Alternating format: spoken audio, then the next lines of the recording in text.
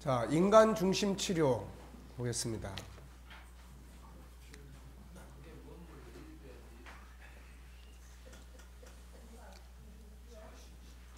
인간 중심 치료는 칼 로저스에 의해서 발전된 인본주의적 심리 치료로서, 그러니까 이제 우리가 인본주의 그러면은 우린 별로 기분 안 좋죠. 네.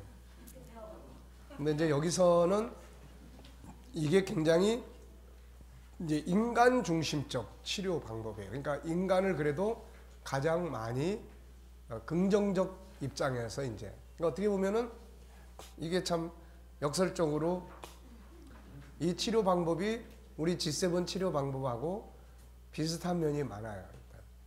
네. 인간 중심 치료는 칼 로저스에 의해서 발전된 인본주의 심리 치료로서 긍정적 인간관에 기초하고 있다. 그러니까 우리도 어떻게 하고 있어요? 네. 창세기 1장 27절에 기초를 하고 있잖아요. 그에 따르면 인간은 긍정적 변화를 위한 내면적 동기와 잠재 능력을 가지고 있다. 인간 중심 치료는 인간에 대한 신뢰에 근거한다. 그러니까 이제 하나님이 빠져버리면 우리가 이야기하는 거하고 이 사람 이야기하는 거 거의 비슷해요. 네. 근데 우리는 인간의 내면 속에는 하나님이 계셔야 완전함을 이룰 수 있다라는 것이 이제 다른 거죠, 이제. 어쨌든 심리 치료에 종교적 영역은 거의 안 씁니다, 이 사람들. 오히려 동양에서 개발된 심리치료 방법들 속에는 그런 영적이고 신비적이고 이런 부분들을 많이 이제 사용을 하죠, 이게. 자, 내담자의 성장 촉진을 위해서 치료자는 무조건적인 긍정적 존중, 공감적 이해, 진솔함을 가지고 있어야 한다.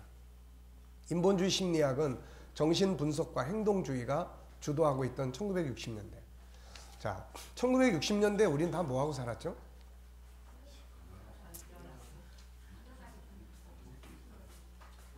뭐 안 태어난 사람도 많고. 네. 1960년대는 우리가 6.25 사변 이후에 이제 막 그 가난하고 막 이런 그런 시대에 우리가 살고 있었던 거예요. 근데 벌써 이 사람들은 그 시대에 이런 인간학이라든지 인간 심리학에 대해서 이제 발전을 시켜온 거죠. 그러니까 지금 우리가 심리학이다 뭐다 뭐 이 코칭도 불과 한 20년. 그러니까 이런 부분들이 미국에서 다 지금 다 넘어와 가지고 우리가 이제 옛날에 미국의 흔옷 갖다가 입는 것처럼 이제 우리도 다 미국에서 지금 사상적인 거 뭐 다 받아들여 가지고 이걸 지금 응용하고 그걸 가지고 사람을 치유하는데 사용이 되고 있는 거죠, 이게. 어떻게 보면은 잘 안 맞는 옷일 수도 있어요. 사용하는 용어도 그렇고 뭐 이제 이런 것들이. 그래서 이제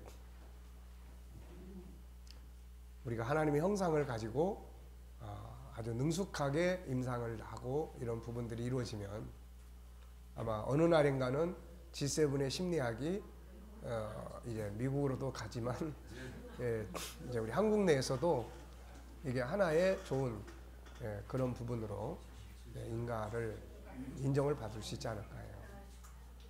그래서 이제 저는 이제 그런 생각을 합니다. 조금 더 있다가 이제 우리 그 백석신학교 앞에 옛날처럼 그 성경 연구원을 하나 이렇게 뭐 빌려가지고 건물 빌려서 옛날에 그 시작하다가 말았는데, 그래서 이 학생들을, 이 신학생들을 좀 교육을 해서 이제 내 보내는 운동을 좀 해야 되지 않을까, 이제 그런 생각을 많이 해요.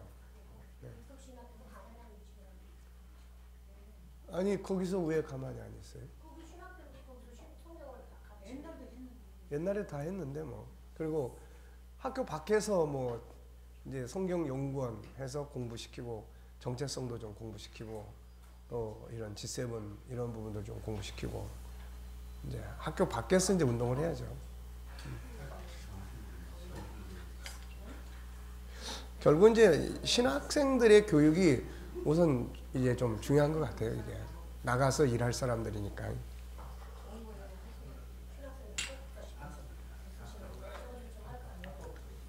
아니 뭐 신천지도 그 학교 앞에 가서 전도하는데 뭐. 야, 내가 어느 날 그때 그 학교 강의하러 다닐 때 학교 앞에 와서 글쎄 이단들이 전도를 하는 거예요.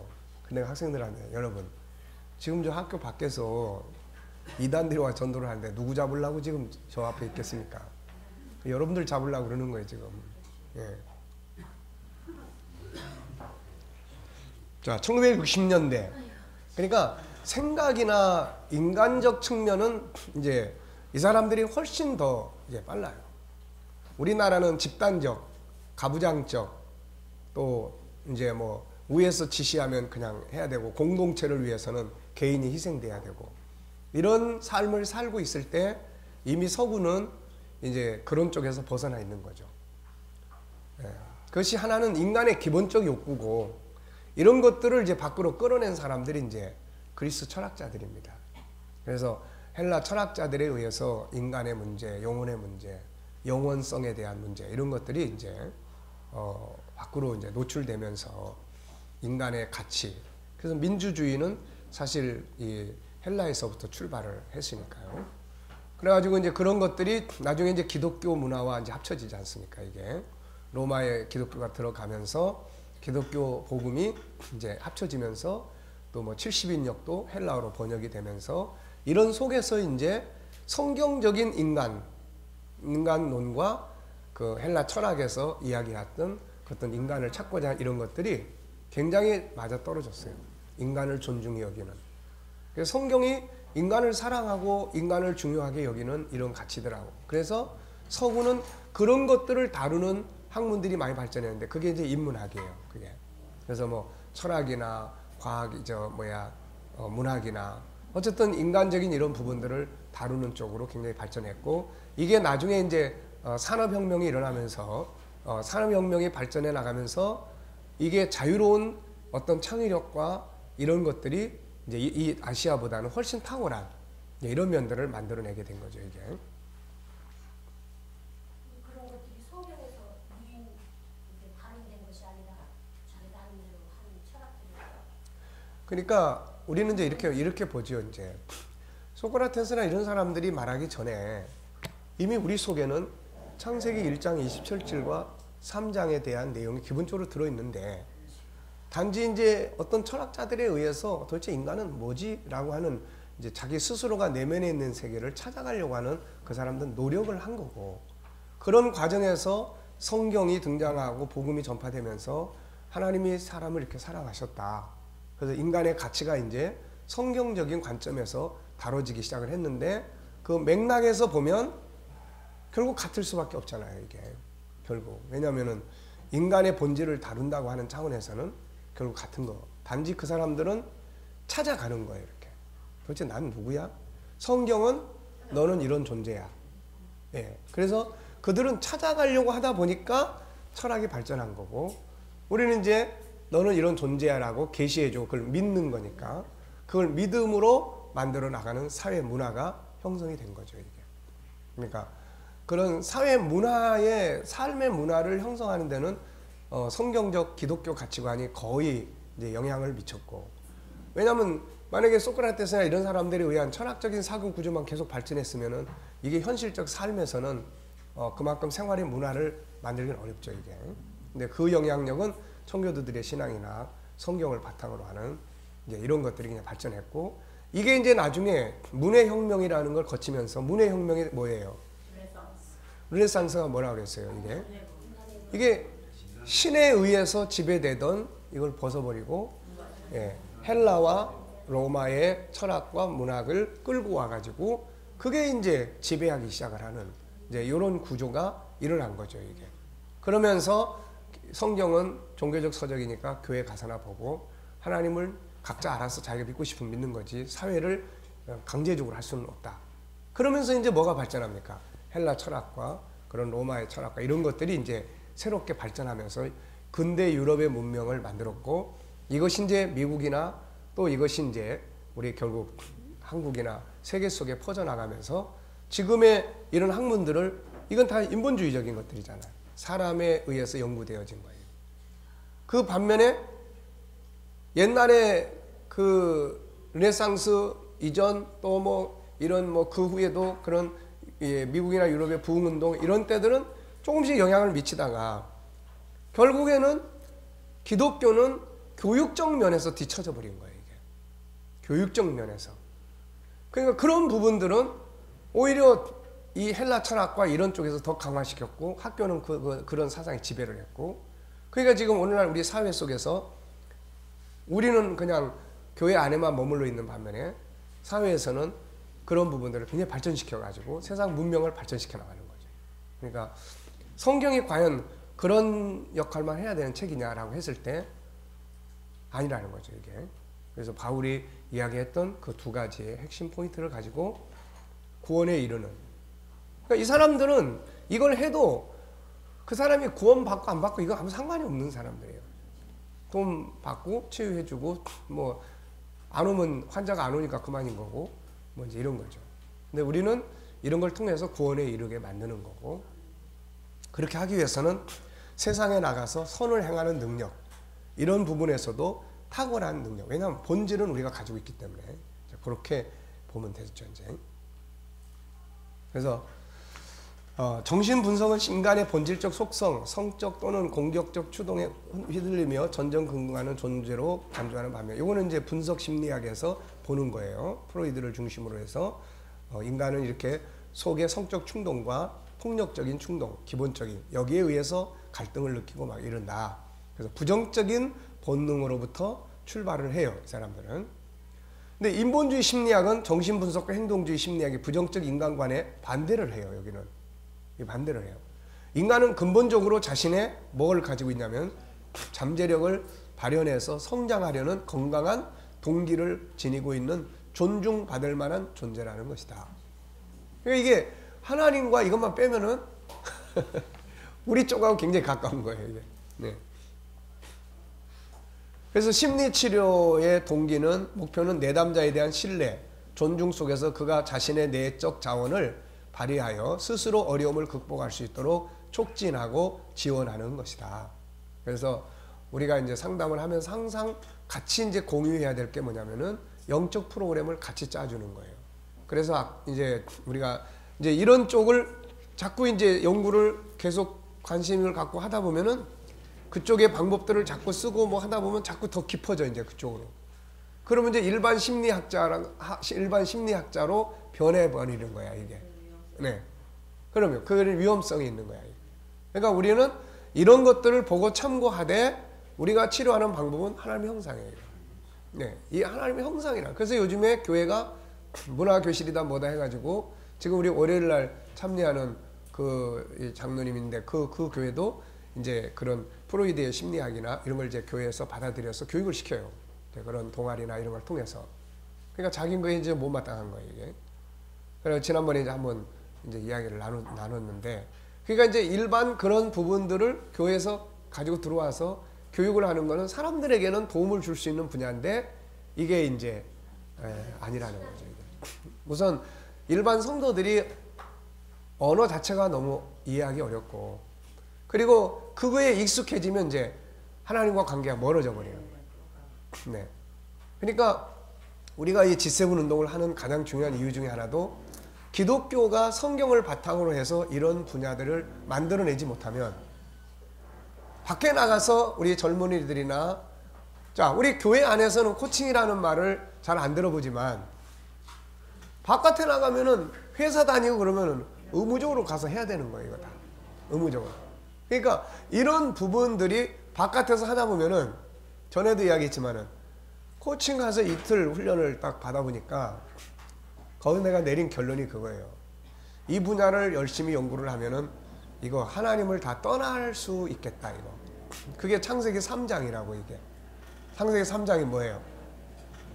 마귀가 와가지고 뭐라고 그랬어요? 네가 하나님처럼 될까봐 하나님이 먹지 말라고 한 거다. 네. 그러니까 하나님처럼 될까봐에 대한 문제. 그러니까 결국 그런 프로그램들은 다 네가 답을 가지고 있어. 우리는 답은 하나님께 있어. 그래서 우리가 내 안에 답이 있다는 거는 하나님이라고 하는 본질적인 틀 안에서의 이야기를 하는 거지, 그걸 빼버리고 이야기를 하는 거 이거 안 된다고 이게. 그럼요. 그러니까 그래서 교회가 이제는 더 강한 영성과 이 프로그램을 하는 사람들이 결국은 뭐예요? 영적인 자리에 들어오게끔 만드는 이 과정이 돼야지 오히려 이게 영적인 사람들을 세상으로 가버리게 만드는 이래 안 된다고요. 그래서 이제 그렇게 하려면 뭐가 필요합니까? 이 훈련을 하는 사람들이 먼저 우리가 성경에 대한 복음의 정체성 이걸 확실하게 알아야 되고 그 속에서 이게 어떤 역할을 할 수 있는지를 명확하게 알고 해야지 그러면 안 되는 거예요. 그래서 KDM은 정체성에 대한 교육이 먼저 이루어지고 있기 때문에 그럼 정체성을 가진 사람들은 이제 그 다음에 당연히 이제 살아가는 삶의 현장에서 세상 사람들보다 좀 뛰어난 이런 삶을 살아가도록 하는 것이 이제 복음의 역사를 만들어내는 거예요. 그러니까 이제 그런 부분에서 우리가 생각을 좀 이렇게 정리를 해보면 그래서 그때 내가 그 부분을 경험하고 나서 성경을 바탕으로 한 세상에서 하고 있는 모든 것이 성경을 바탕으로 해서 프로그램이 나와줘서 항상 하나님 안에서의 자기를 하나님의 자녀로서 그것도 그래서 우리는 그러잖아요. 자기 개발이라는 개념보다는 하나님의 자녀의 형상을 우리가 회복해가는 운동. 우리 쪽에서는 그게 돼야 정답이고. 근데 세상 사람들은 하나님의 형상 이야기하면 그건 너네끼리 이야기하고 안 와버리니까 세상에 나가서는 우리가 뭐 해야 돼요? 자기 개발 운동을 하는 거예요. 그런데 자기 개발 프로그램인데 기독교 자기 개발 프로그램이기 때문에 하나님 이야기도 나오고 예수님 이야기도 나오고 그래서 이제 군인들한테도 교육을 하면서 성경 구절 나오면 이제 군인들한테 읽으라고 그러잖아요. 그러면 생전에 뭐 여호와라는 말 한 번도 안 해본 애들이 거기서 이제 여호와께서 가라사대 뭐 이제 이런 것들을 이제 읽죠. 그리고 우리는 이제 그런 속에서 성령께서 역사하시기를 이제 강구하는 거고. 네. 그러니까 어쨌든 우리 리더자들이 그런 부분들을 그렇다면은 이런 세상적 방법보다 성경에서 말씀하고 있는 방법들이 더 못하냐? 그건 아니라는 거죠. 네. 자, 그래서 로저스는 내담자의 무의식 세계보다 의식적 경험을 중시할 뿐만 아니라 객관적 현실보다 내담자가 자각하는 주관적 현실을 중시했다. 그 사람의 생각을 굉장히 존중히 여겨주는 거죠. 그에 따르면 인간은 누구나 자기 성장과 자기 치유를 위한 충분한 자원을 가지고 있다. 네. 그래서 세상은 자꾸 똑똑해지지 않습니까? 자꾸 자기가 신이 되려고 하는 거고 알파고라든지 이런 것들도 결국은 뭐예요? 인간이 신이 되려고 하는 그런 한 분야입니다. 이게. 근데 이제 그런 부분들을 인간이 이제 가지고 내가 무슨 말을 하려고 하다가 지금 생각 안 나면 넘어가야죠. 네. 그러니까 그래서 하나님께로 오기가 어렵고 우리 기독교인들의 모순은 또 뭐죠? 자기 안에 있는 것이 뭔지도 아무것도 모르는 상태에서 그냥 하나님 앞에만 다 해달라고 하는 이런 부분. 그게 교회의 현실이잖아요. 네. 목사님 금방 말씀하셨죠. 네. 그러니까 교회 가면 교회가 커지는데 봉사하고 별거 다 해요. 하는데 막상은 어떤 문제가 왔을 때는 그 문제 하나만 해결을 하고지. 아까 하나님이 다 사람 속에 근본적으로 창세기 1장, 창세기 3장 다 들어있는데 이걸 좀 교회에서 자꾸리 좀 해주면 이 사람들이 진짜 저희들이 이 하는 것에 정신을 따라올 수 있는 상황이 돼 있어요. 네. 그러니까 이제 결국 우리 교회 지도자들이 이제 사회적 리더십을 만들 수 있도록 이제 그렇게 하는 게 이제 필요하죠. 이제. 자, 보겠습니다. 로저스는 정신장애에 대한 정교한 설명 체계를 제시하진 않았지만 기본적으로 심리적 부적응은 개인의 실현 경향성, 인간은 자신의 잠재력을 건설적으로 펼치려는 실현 경향성을 지닌다. 이제 이 사람의 이야기는 이해하기 쉽죠. 이게 이제 창세기 1장 27절이죠. 이게. 근데 이게 차단되고 봉쇄된 결과로 이제 심리적 부적응이 발생을 한다. 실현 경향성이 억제되는 주된 이유는 부모를 비롯한 사회적 환경에 의해서 개인의 특성과 경험이 조건적으로 수용되고 존중되기 때문이다. 그러니까 제한적으로 세상은 그거 해가지고 돈 벌어 먹고 살겠냐.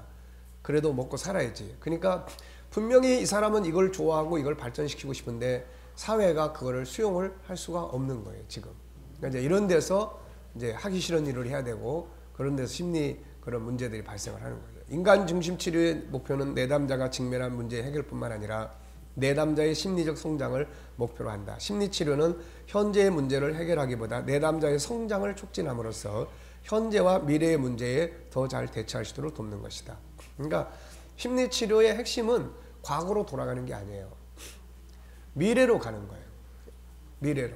예를 들면 어제도 이야기했지만은 자기 자녀에 대해서 가책을 느끼고 그동안 내가 잘 못해줘가지고 저렇게 됐다고 하는 이 사람을 놓고 이제 어떻게 우리가 이야기를 해줄 수 있겠냐. 그걸 또 완전히 부정해도 안 되죠. 많이 아프시겠다. 그러나 꼭 어머니의 말에 책임이라고 모든 걸 다 이렇게 해서는 바람직하지 않지만 그렇지만은 왜냐하면 이 사람은 지금 한 부분은 그 내용을 가지고 뭘 받고 싶은 거예요, 지금. 자기 내용을 가지고 인정을 받고 싶어 하는 거예요. 이게. 공감을 받고 싶어 하는 거예요. 그러니까 상담자가 뭘 그런 걸 가지고 왜 어머니가 다 책임이에요. 그러면은 되게 기분 나빠합니다. 이게. 그러니까 그걸 인정해주고 그렇다면은 이제부터라도 자식이 죽은 거 아니고 살아있으니까 이제부터라도 자식에 대해서 어떻게 사랑을 베풀 수 있겠는지 이게 더 필요하지 않겠냐. 그래서 그 방법들이 뭐가 있겠는지 우리 한번 연구를 해보자. 그래서 이제 미래적으로 가주는 거예요. 미래적으로. 그런 면에서는 굉장히 타당성 있는 이야기를 많이 했습니다.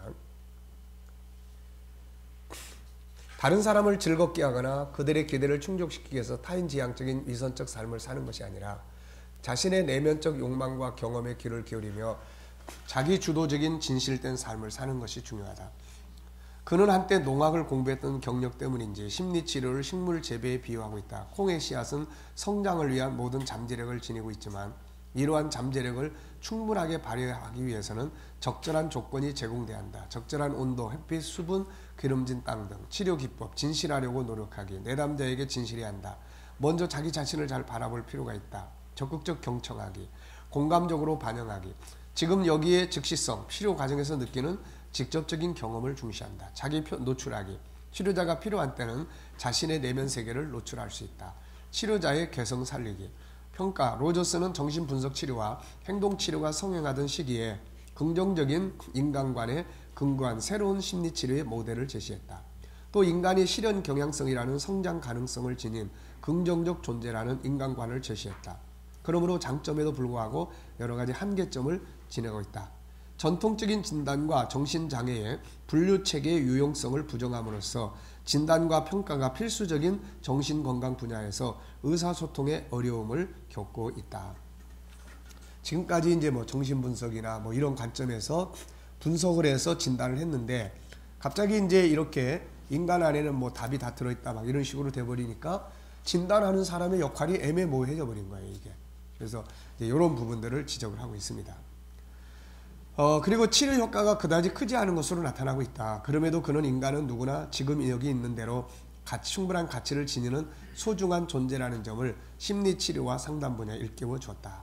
자, 8번째는 실존적 심리치료. 인간은 죽음이라는 실존적 조건 속에 살아간 존재다. 죽음은 인간이 가장 두려워하는 불안의 원천이다. 현대인의 심리적 문제 중에는 죽음을 비롯하여 고독, 무의미와 같이 인간의 실존적 조건과 관련된 것이 많다. 많은 현대인들이 인생의 의미를 발견하지 못한 채 허무함과 무의미감을 느끼는 실존적 우울증에 빠져 있다. 실존적 심리치료는 내담자의 심리적 문제를 인간의 실존적 조건에 초점을 맞추어 이해하고 치료하는 접근 방법이다. 실존적 심리치료는 정신분석과 행동주의에 대한 반발로 생겨났다. 무의식과 성적인 충동 그리고 과거에 사로잡힌 인간관과 더불어 사회문화적 조건에 의해 통제되고 조작되는 인간관에 반대하면서 실존적 심리치료는 인간의 주관성과 자유를 중시한다. 실존적 심리치료의 관점에서 보면 내담자의 심리적 문제를 자신의 실존적 조건을 직면하지 못한 채 회피하거나 무력감을 느끼는 상태와 관련되어 있다. 실존적 심리치료는 여러 실존 철학자의 사상에 토대를 두고 있기 때문에 단일한 창시자를 논하기 어렵다. 이게 무슨 말인지 아시죠? 도대체 인간은 뭐냐? 살아가는 과정에서 여태까지 살아왔는데 아무 의미를 못 찾아. 도대체 내가 뭐 때문에 이 고생을 하고 이 수고를 했는 거야. 그래서 이제 우리가 그 굿 무빙 뭐 이런 거 할 때 이제 지금까지 살아온 삶에 대한 의미 찾아주기 이런 것들을 이제 하게 됩니다. 이제 그러니까 이제 뭐 죽음이라는 게 뭔지, 미래가 어떻게 될 건지 뭐 이런 것을 이제 내가 실제로 존재하는 근본적인 문제들을 다루는 철학을 실존주의 철학이라고, 그것 때문에 이제 우울해지고 그것 때문에 무기력증에 빠지고 이런 사람들을 인간은 어떤 존재인지 이런 것들을 일깨워 줌으로써 이제 치유하게 하는 이런 이제 방법들이에요. 이게 치료 원리, 치료 목표.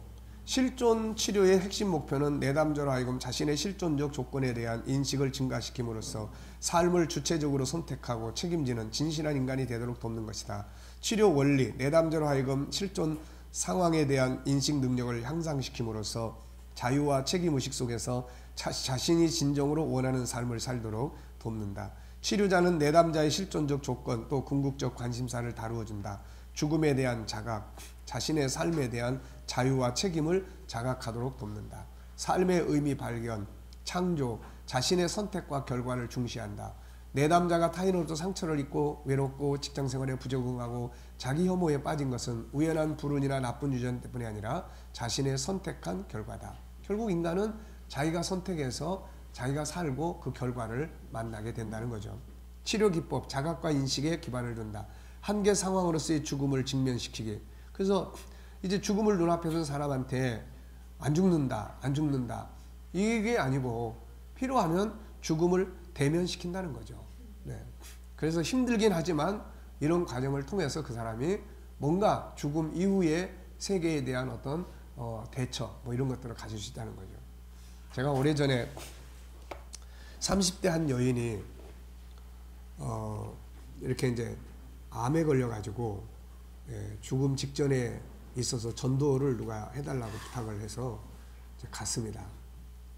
가가지고 뭐 애도 조그만 애가 있는데 그 참 마음 너무 아프더라고요. 그래서 뭐 마음은 아픈데 그래서 죽음이라는 게 무엇인지 아느냐, 본인이 앞으로 죽는다는 사실에 대해서 알고 있느냐, 알고 있다는 거예요. 죽음에 대해서 어떻게 생각하느냐, 두렵다는 거예요. 그래서 이제 며칠 동안 계속 가면서 이제 죽음에 대해서, 그 이후에 대해서, 천국에 대해서, 인간의 본질에 대해서 쭉 이렇게 이제 설명을 다 했어요. 다.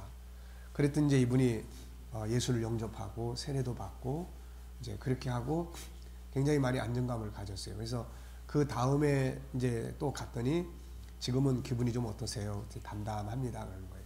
죽음에 대해서 어떻게 생각하고 있습니까? 이제 죽음을 받아들이려고 합니다. 그리고 이후에 천국에 간다는 것에 대해서 내가 소망을 갖고 있습니다. 이렇게 이야기를 해요. 그리고 나서 이제 한 주간인가 있다가 세상을 떠났어요. 그래서 그 남편은 뭐 그 뒤로 이제 안 믿었지만 어쨌든 이제 그런 케이스들이 바로 이제 이런 영역들이에요. 이런 영역들. 그러니까 또 이제 연세 드신 분이나 이런 분들을 이제 전도하러 가면 많은 사람이 들어가서 막 이렇게 예배드리고 하는 것보다는 개인이 들어가서 이런 실존적인 부분들을 같이 나누는 거예요. 인생이라는 게 뭔지. 지금까지 정말 한평생을 참 수고 많이 하고 살아오셨는데 사람을 이렇게 다 왔다가 또 이렇게 가는 존재들입니다. 그래서 이제 그런 이야기를 쭉 나누고 이제 우리에게 아버지가 계시다는 거, 그리고 이제 우리가 왜 신앙이 왜 필요한지 이런 것들을 같이 나눕니다. 그러다 보면 이제 어떤 분들은 고맙게 생각을 해요. 그래서 교회에서 오면 막 그냥 예배드리고 막 그 교회에서 보통 하는 스타일 있잖아요.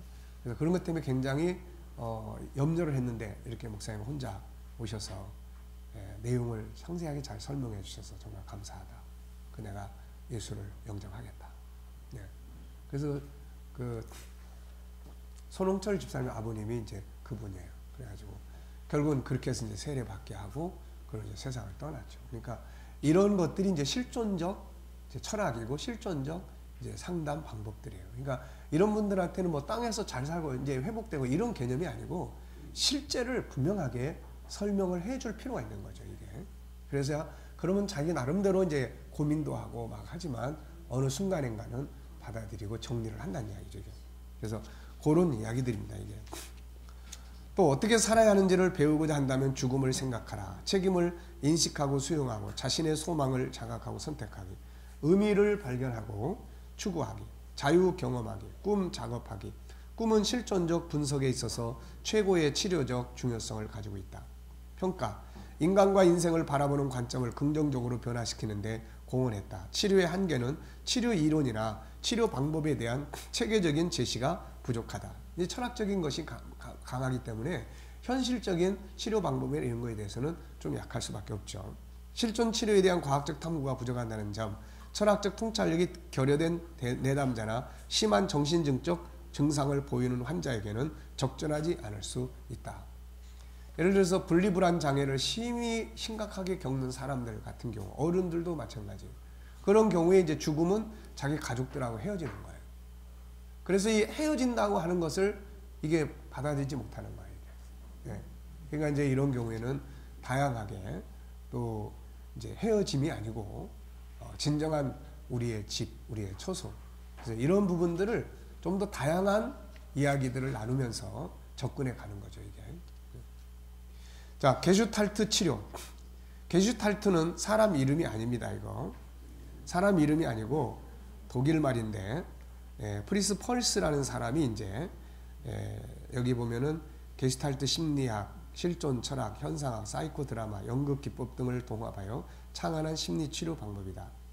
게슈탈트는 여러 부분들이 하나의 전체로 지각된 형태나 구조를 의미한다. 그러니까 여러 개로 이렇게 다 막 흐트러져서 그게 정체가 도대체 뭔지를 알 수가 없어요. 근데 내가 힘들어요. 그래서 그 정체를 어제도 이야기했지만 사진을 찍을 때 주변 거를 이제 다 내비두고 가운데 거 하나만 딱 이제 클로즈업해서 찍는 것처럼 주변에 이렇게 막 흐트러진 것들이 뭔가 하고 이걸 찾아서 내 마음속에 어떤 형체를 그려놓는 거예요. 아, 이것 때문에 내가 이렇게 힘드는구나. 그래서 그 문제를 이제 해결하도록 만드는 방법. 그래서 게슈탈트라는 말은 형태라는 말입니다. 형태. 자, 여기서 이제 이 사람은 이제 내용은 이런 이야기예요. 개인이 적절한 경계를 갖지 못할 때 환경과의 접촉이 왜곡되어 자기 체험의 자각이 제한됨으로써 정신병리가 발생한다. 심리 질병이 일어나는 이유를 개인이 적절한 경계를 갖지 못할 때, 막 혼돈 속에 있을 때, 그런 것들이 제대로 정리가 안 돼 있을 때 이게 왜곡된 관계들이 나타난다는 거예요. 이게 부모와도 그렇고 또 뭐 형제와도 그렇고. 자, 그래가지고 이제 왜 자기 체험의 자각이 제한됨으로써 이제 병들이 생기고 건강한 삶을 위해서는 유연한 자기 경계를 지니고 의식에 떠오르는 유기체적 욕구를 자각하며 그에 부응하는 것이 중요하다. 자, 유연한 자기 경계라는 게 뭔 말이에요? 네. 편하게 자기 스스로가 내용을 분명하게 딱딱딱딱 정리를 해서 이건 할 거, 안 할 거 이런 것들이 좀 되면 좋은데 막 뒤죽박죽된 사람들의 삶이 주로 이런 상태가 많이 있어요, 이게. 그래서 삶을 정리를 해줌으로써 혼돈된 심리 상태에서 벗어날 수 있는 이런 경우도 많이 있습니다, 이게. 자, 게슈탈트는 형태, 전체적 모양, 우리의 크고 작은 행동을 유발하는 동기들이 바로 게슈탈트다. 건강한 삶을 위해서는 분명하고 강한 게슈탈트, 형태를 형성하는 것. 목표가 뚜렷하고 내가 무엇을 하는 것인지에 대한, 내가 어디로 갈 것인지에 대한 이런 형태가 속에서 분명해지면 이런 심리적 질병이 덜하다는 이야기예요. 근데 그런 게 없는 사람들이 무기력에 빠지기 쉽고 이게 막 뭐 때문인지 모르는데 그냥 다 귀찮고 막 이런 상황들이. 전경과 배경이라는 말 합니다. 전경은 뭐죠? 딱 눈에 띄어 들어오는 거예요. 배경은 뭐예요? 주변에 쫙 깔려 있는 것들이에요. 자, 이 그림을 보면은, 자, 이게 뭘로 보입니까?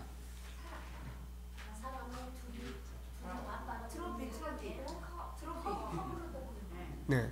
자, 그러면은 이제 그 큰 잔이에요, 이게. 큰 잔. 그러면 이 큰 잔에다가 집중을 해보세요. 주변의 것은 뭘로 보이죠? 그렇죠. 그냥 어두움으로 보이는 거예요. 근데 이제 주변의 어두움을 집중을 해보세요. 뭘로 보이죠? 사람 얼굴로 보이고, 그 다음에 주변은 뭐예요?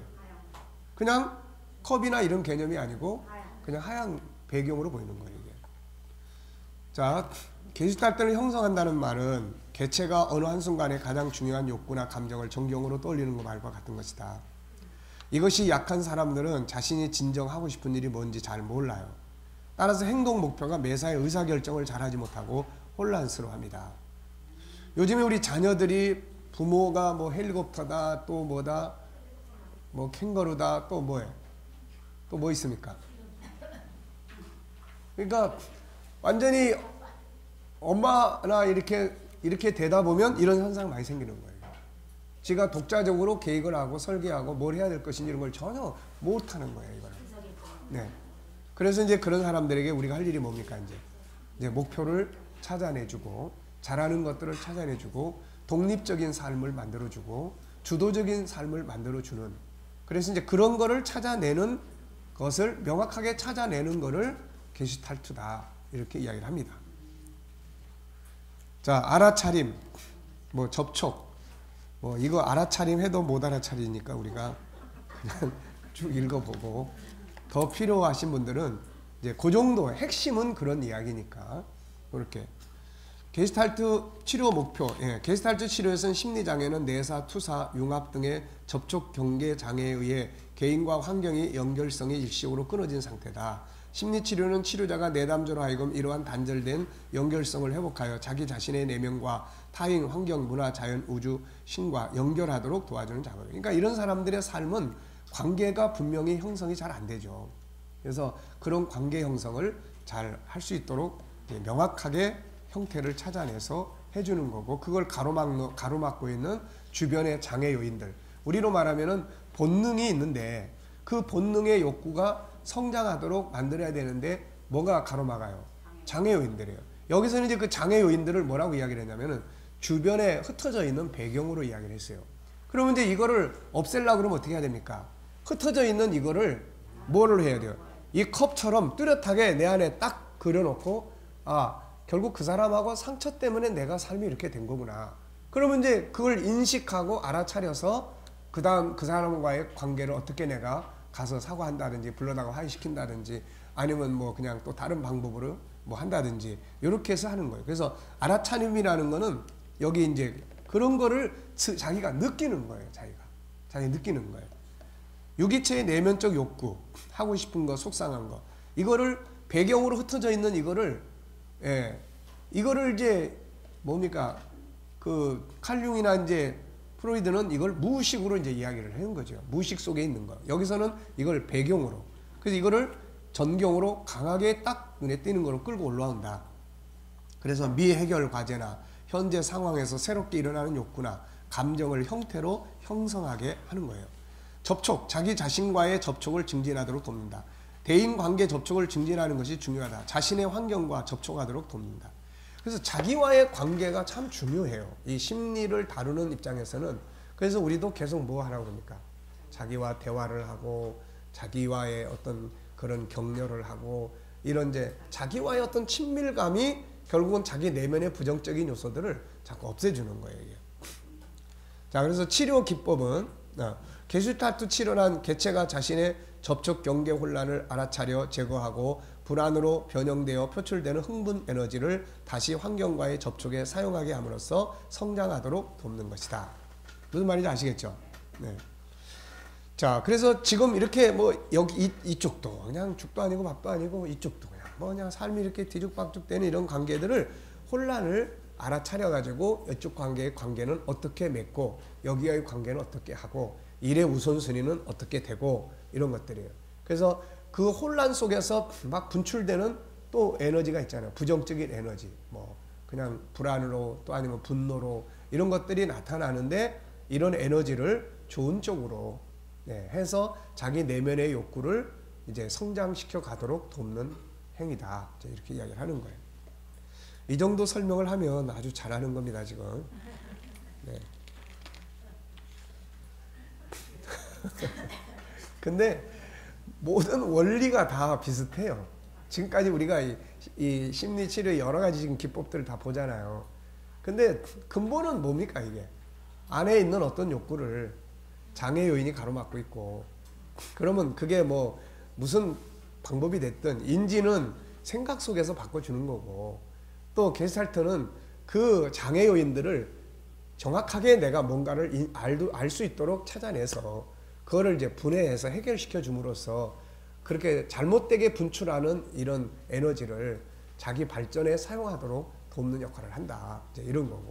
결국은 거의 다 비슷한 거예요. 행동 치료도 마찬가지고 뭐 인간 중심 치료도 마찬가지. 인간 속에는 충분히 할 수 있는 능력이 있고 이런 것들을 우리가 어떻게 가로막고 있는 장애 요인들을 해체시켜 가지고 할 수 있느냐.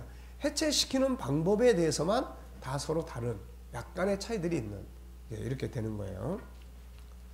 자, 치료기법. 지금 여기에 최저에 초점 맞추기. 그러니까 지금 여기라는 거는 지금 내가 이 상태에서 내 안에서 벌어지는 이런 것들을 알아차리는 거예요. 내가 하는 말을 하면서도 내가 하는 말을 잘 못 알아.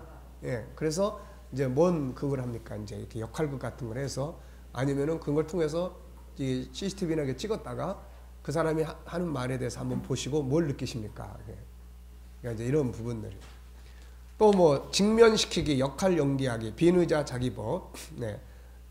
아까 언젠가 제가 이야기했었죠. 화나는 사람한테 비의자에다가 이름 써붙여놓고. 우리나라도 그런 게 많이 있었어요. 그 운동기구 있잖아요. 그런 거 또 야구. 그 다음에 또 뭡니까? 쥐. 응? 쥐 잡는 거 이렇게 망치로 그냥 두들겨 패는 거. 예, 두더지 잡기 뭐 이런 거. 예, 그리고 뭐 산에 올라가가지고 뭐 임금님 기는 당나귀기 막 이런 거예요. 그러니까 이런 것들이 인간의 기본적인 안에 있는 거를 밖으로 쏟아내는 이런 부분들이니까요. 자, 게슈탈트 치료의 주된 치료적 과제는 내담자로 하여금 자신의 욕구와 감정을 분명히 알아차리고, 그러니까 뭔가를 알게 해주는 거예요. 당신이 지금 우리가 G7을 공부하는 것도 뭐예요? 내 안에 어떤 기능이 들어있느냐. 이걸 지금 우리가 이해를 시키게 되는 겁니다. 이게. 게슈탈트 치료자는 내담자의 알아차림을 높여주기 위해 내담자를 분석하기보다는, 그러니까 프로이드나 이쪽은 그걸 분석했어요. 과거에서부터 쭉 이렇게. 근데 어떤 상담자는, 어떤 내담자는 과거 이야기를 꺼내면 막 더 열받아요. 그 이야기 다시 꺼내고 싶지 않습니다. 이런 거예요. 네. 그러니까 그런 부분들도 그래서 이제 서로 다르다. 그러니까 그런 사람들한테는 굳이 과거를 꺼내야만 해결이 되는 게 아니에요. 지금 앞으로 무엇을 어떻게 했으면 좋겠는지를 같이 나누다 보면은 이제 그런 부분들을 이제 해결해 나갈 수가 있게 되는 거죠, 이게. 자, 내담자의 알아차림을 높여주기 위해 내담자를 분석하기보다는 내담자가 치료실에서 나타내는 신체적, 행동적 변화를 관찰하여 내담자에게 말해줌으로써 그가 자신의 내적 상태를 알아차리게 해줘야 한다. 특히 내담자가 사용한 언어의 내용과 표현 방식에 주목하여 내담자의 자기인식을 증진시킨다. 평가. 여러 가지 공헌에도 불구하고 이론적인 체계성과 정교함이 부족하다는 비판을 받고 있다. 그러니까 우리가 봐도 조금 어려운 말이 많아요, 이게. 자, 치료의 근거가 되고 있는 이론이나 개념들은 추상적이거나 철학적인 것으로서 실증적 검증이 부족하다. 이게 이제 여러 가지 공헌도 있지만 그런 건 중요한 거잖아요. 자기 안에 있는 그게 뭔지 몰랐는데 이런 상담을 통해서 아, 자기가 하고 싶은 게 이런 거였구나. 이런 걸 이제 찾아내주는 것은 굉장히 바람직한 거예요, 이게. 자, 현실 치료입니다. 행동의 선택 이론에 바탕을 두고 있다. 이거는 이제 자기 선택과 결과를 강조하는 겁니다. 개인의 모든 행동은 기본적 욕구를 충족시키기 위해서 그 자신이 선택하는 거다. 현실 치료의 목표는 내담자들이 자신의 좋은 세상을 인식하고 기본적 욕구들을 잘 충족시킬 수 있는 행동을 선택하도록 돕는 거다. 즉 내담자가 더 현명한 선택을 하도록 도움으로써 자신의 삶을 효과적으로 통제하도록 하는 거다. 이를 위해서 내담자들이 자신의 욕구와 소망을 분명하게 인식하고 이를 충족시킬 수 있는 장단기 목표와 구체적 계획을 세워 실천하고 한다. 치료자가 자신이 원하는 방향으로 내담자를 변화시키려 하기보다 내담자 스스로 자신의 행복을 위해서 원하는 방향으로 변화하도록 돕는 데 초점을 맞추고 있다. 선택 이론에 따르면 정신장애로 진단되는 대부분 심리적 문제는 불행의 표현이다. 사람들이 불행한 이유는 기본 욕구, 뭐죠? 우리로 보면 창세기 1장 27절에 기본 욕구를 책임감 있고 효과적인 방식으로 충족시키는데 실패했어요. 뭐 때문에 실패했죠? 다양한 장애 요인들 때문에 실패한 거예요. 자, 또는 자신의 욕구 충족을 위해 다른 사람의 욕구를 무시한 결과. 그러니까 딴 사람으로부터 내가 상처를 받을 수 있지만 내가 딴 사람에게 상처를 줌으로써 이게 역으로 나를 심리질병에 이게 힘들게 하는 경우도 있어요. 예를 들면 베드로가 예수님 부인했어요. 이건 자기가 행동한 거예요. 근데 그것 때문에 자기가 이 심리적 질병에 그냥 시달리게 되는 거죠, 이게. 그런 이야기입니다. 치료하기, 질문하기. 치료자는 각 과정마다 적절한 질문을 통해서 내담자가 자신의 소망과 욕구를 인식하고 현재의 행동을 자각하여 평가하도록 돕는 게 중요하다. 다만 질문하기를 과도하게 남발하지 말고 적극적 경청과 공감적 반응을 통해 지적인 태도로 내담자를 탐색한다. 그러니까 이 상담자가 자기 의도대로 끌고 가려고 하면 안 돼요, 이거. 그래서 어떤 사람은 와서 이제 상담을 하면서 굉장히 피곤해해요. 이 사람 굉장히 피곤해요. 그러면 이제 보고 많이 피곤하신 것 같은데 한숨 주무시면 어떨까요? 내가 자리를 비켜드릴 테니까 한숨 주무세요. 그냥 편히. 그래서 한 30분 자고 난 다음에는 그냥 갑니다. 이제 다 해결이 돼가지고. 그러니까 그런 사람을 앉혀놓고 계속 질문을 하면은 막 짜증 나는 거예요, 이거. 네. 그러니까 이게 정답이라는 게 없다니까 그냥. 네. 그래서 해보라는 거예요. 네. 그러니까 만나보고 대화하다 보면 또 이 사람은 어떤 종류고 이 사람은 뭐가 필요하고, 그러니까 우리가 G7에 대한 것만 명확하게 내 속에서 작동을 하면 이 사람 뭔 이야기 하는 게 낫고, 이 사람 막 피곤하면은 그냥 또 어떤 사람 와가지고 아무 말도 안 해요. 아무 말도 안 하고 가만히 있어요. 그러면 이제 물어보죠, 제가. 많이 힘드신가 보죠? 혹시 오늘 저한테 오시는 것이 굉장히 부담스럽지 않았습니까? 그것도 아무 말도 안 해요. 혹시 저한테 뭔 이야기를 하고 그것 때문에 부담감을 느낄 것 같으면 그냥 편히 좀 쉬었다가 가시면 어떨까요? 그래서 그냥 간 사람도 있어요. 왜냐하면 상담해놓고 후회한다니까, 이게. 그게 이제 외부에서 온 사람 같으면 괜찮은데 교인일 경우에 나는 실컷 상담 잘해주고 가정을 회복시켜줬는데 어느 날 부부가 목사님 저희 교회 떠나야 되겠습니다. 아니 왜요? 그랬더니 남편이, 목사님이 남편에 대해서 너무 많은 걸 알고 계셔가지고 도저히 교회에 올 수가 없다고. 야, 그래서 이거 무조건 상담해주는 게 상책이 아니다. 네. 그러니까 그런 부분들을 상담 자체가, 예를 들면 우리가 이제 뭐 일반인들이 상담 사무실을 내서 거기서 이제 생활을, 물질적인 것을 이제 얻기 위한 이제 직업적인 면이라면은 이제 당연히 이제 돈을 받고 하고 하는 거지만, 우리는 이제 상담 자체가 목적은 아니에요. 우리는 뭐가 목적입니까? 우리는 목회가 목적이야, 목회가. 네. 목회가 목적이라고. 그러니까 목회가 목적인데 현대 그런 질병 환자들이 많고 이런 사람들을 도울 수 있는 어느 정도의 전문성을 가지면 목회하는 데 큰 도움이 되니까. 그러니까 그렇게 해서 이제 우리 교회에서 못 오는 사람들은 자기 교회 또 잘 나가요. 거기 가서 뭐 봉사도 하고 뭐 또 하고 잘 합니다. 그런데 또 우리 교회에 또 오고 싶은 사람 와서 정착을 또 잘 해요, 또. 그런 이제 우리는 후속 프로그램들이 있으니까. 그래서 사람만 붙여주면. 이제 이런 것들이 아주 좋은 이제 일이죠. 그러니까 심리 치료와 그 다음에 어린이 코칭, 이거는 이제 아이들이 들어올 수 있는 거예요. 쉽게 말하면 우리가 가끔가다 이제 내과에 가가지고 고기를 잡으려고 이렇게 어항을 딱 해놓으면 이놈들이 밖에서 그냥 계속 노는데 안 들어가. 그래가지고 쪽대를 가져가서 한 건을 확 몰라 그러면 순식간에 사라져 버려요, 이거. 그러니까 지금 우리가 그런 형편 아닙니까?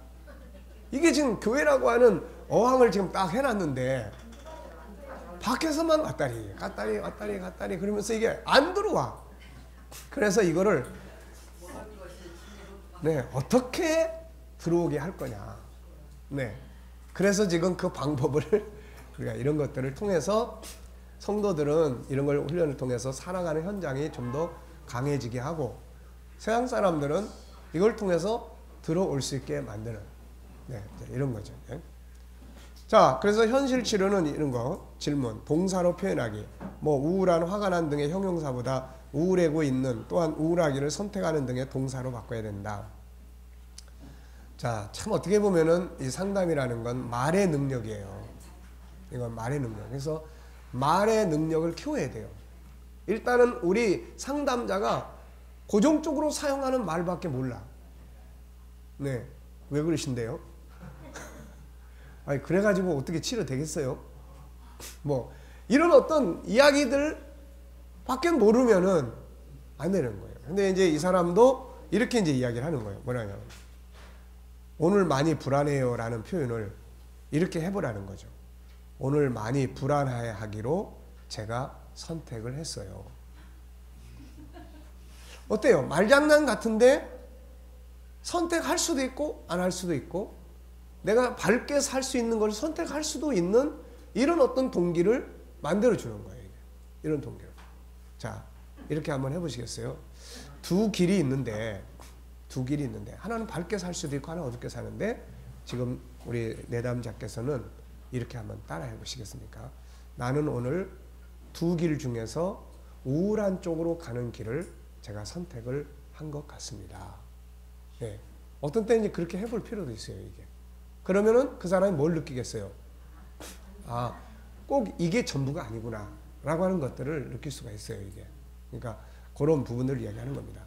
그 사람이 나를 싫어해요를 나는 지금 어떻게 선택하고 있어요? 그 사람이 나를 싫어한다고 생각하기로 선택을 했어요. 그럼 다르게 선택하려면 어떻게 하면 좋아요? 그 사람이 나를 좋아하는데 무슨 사정이 있어서 저렇게 한다고 생각하기로 선택했어요. 이렇게 이제 말할 수 있는 거예요. 말 잘해야 되겠죠? 긍정적으로 접근하기, 부정적인 걸 줄이기보다 긍정적을 늘리는데 초점을 맞추는 거. 이건 우리하고 일치하는 이야기예요. 우리도 뭐예요? 문제를 끄집어내서 그걸 자꾸 해결하려고 하지 말고 뭐예요? 하나님의 형상, 장점과 이런 걸 찾아내서 이걸 키워주는 거예요. 이걸 키워주면 부정적인 건 자꾸 줄어드니까요. 은유적 표현 사용하기, 직면시키기. 직면이라는 말은 부딪히게 만든다는 거예요. 역설적 기법, 내담자의 통제감과 책임감을 증진시키면 내담자에게 모순되는 지시를 하고 이에 대해 내담자가 할 것인지 말 것인지를 선택하게 하는 거죠. 그러니까 역설적이라는 항상 반대적인 거예요. 반대적인 거. 네. 반대적인 거를 한번 해보게 하는 거죠. 이게. 평가, 명칭처럼 매우 현실적인 치료라는 점에서 여러 가지 강점을 지니고 있다. 개인의 선택과 책임을 강조하고 있다. 단점은 인간의 심리적 문제를 지나치게 단순하고 낙관적인 입장에서 접근한다는 비판. 자신의 행동이 부적절하다고 인식하지만 그것에서 벗어나지 못한다.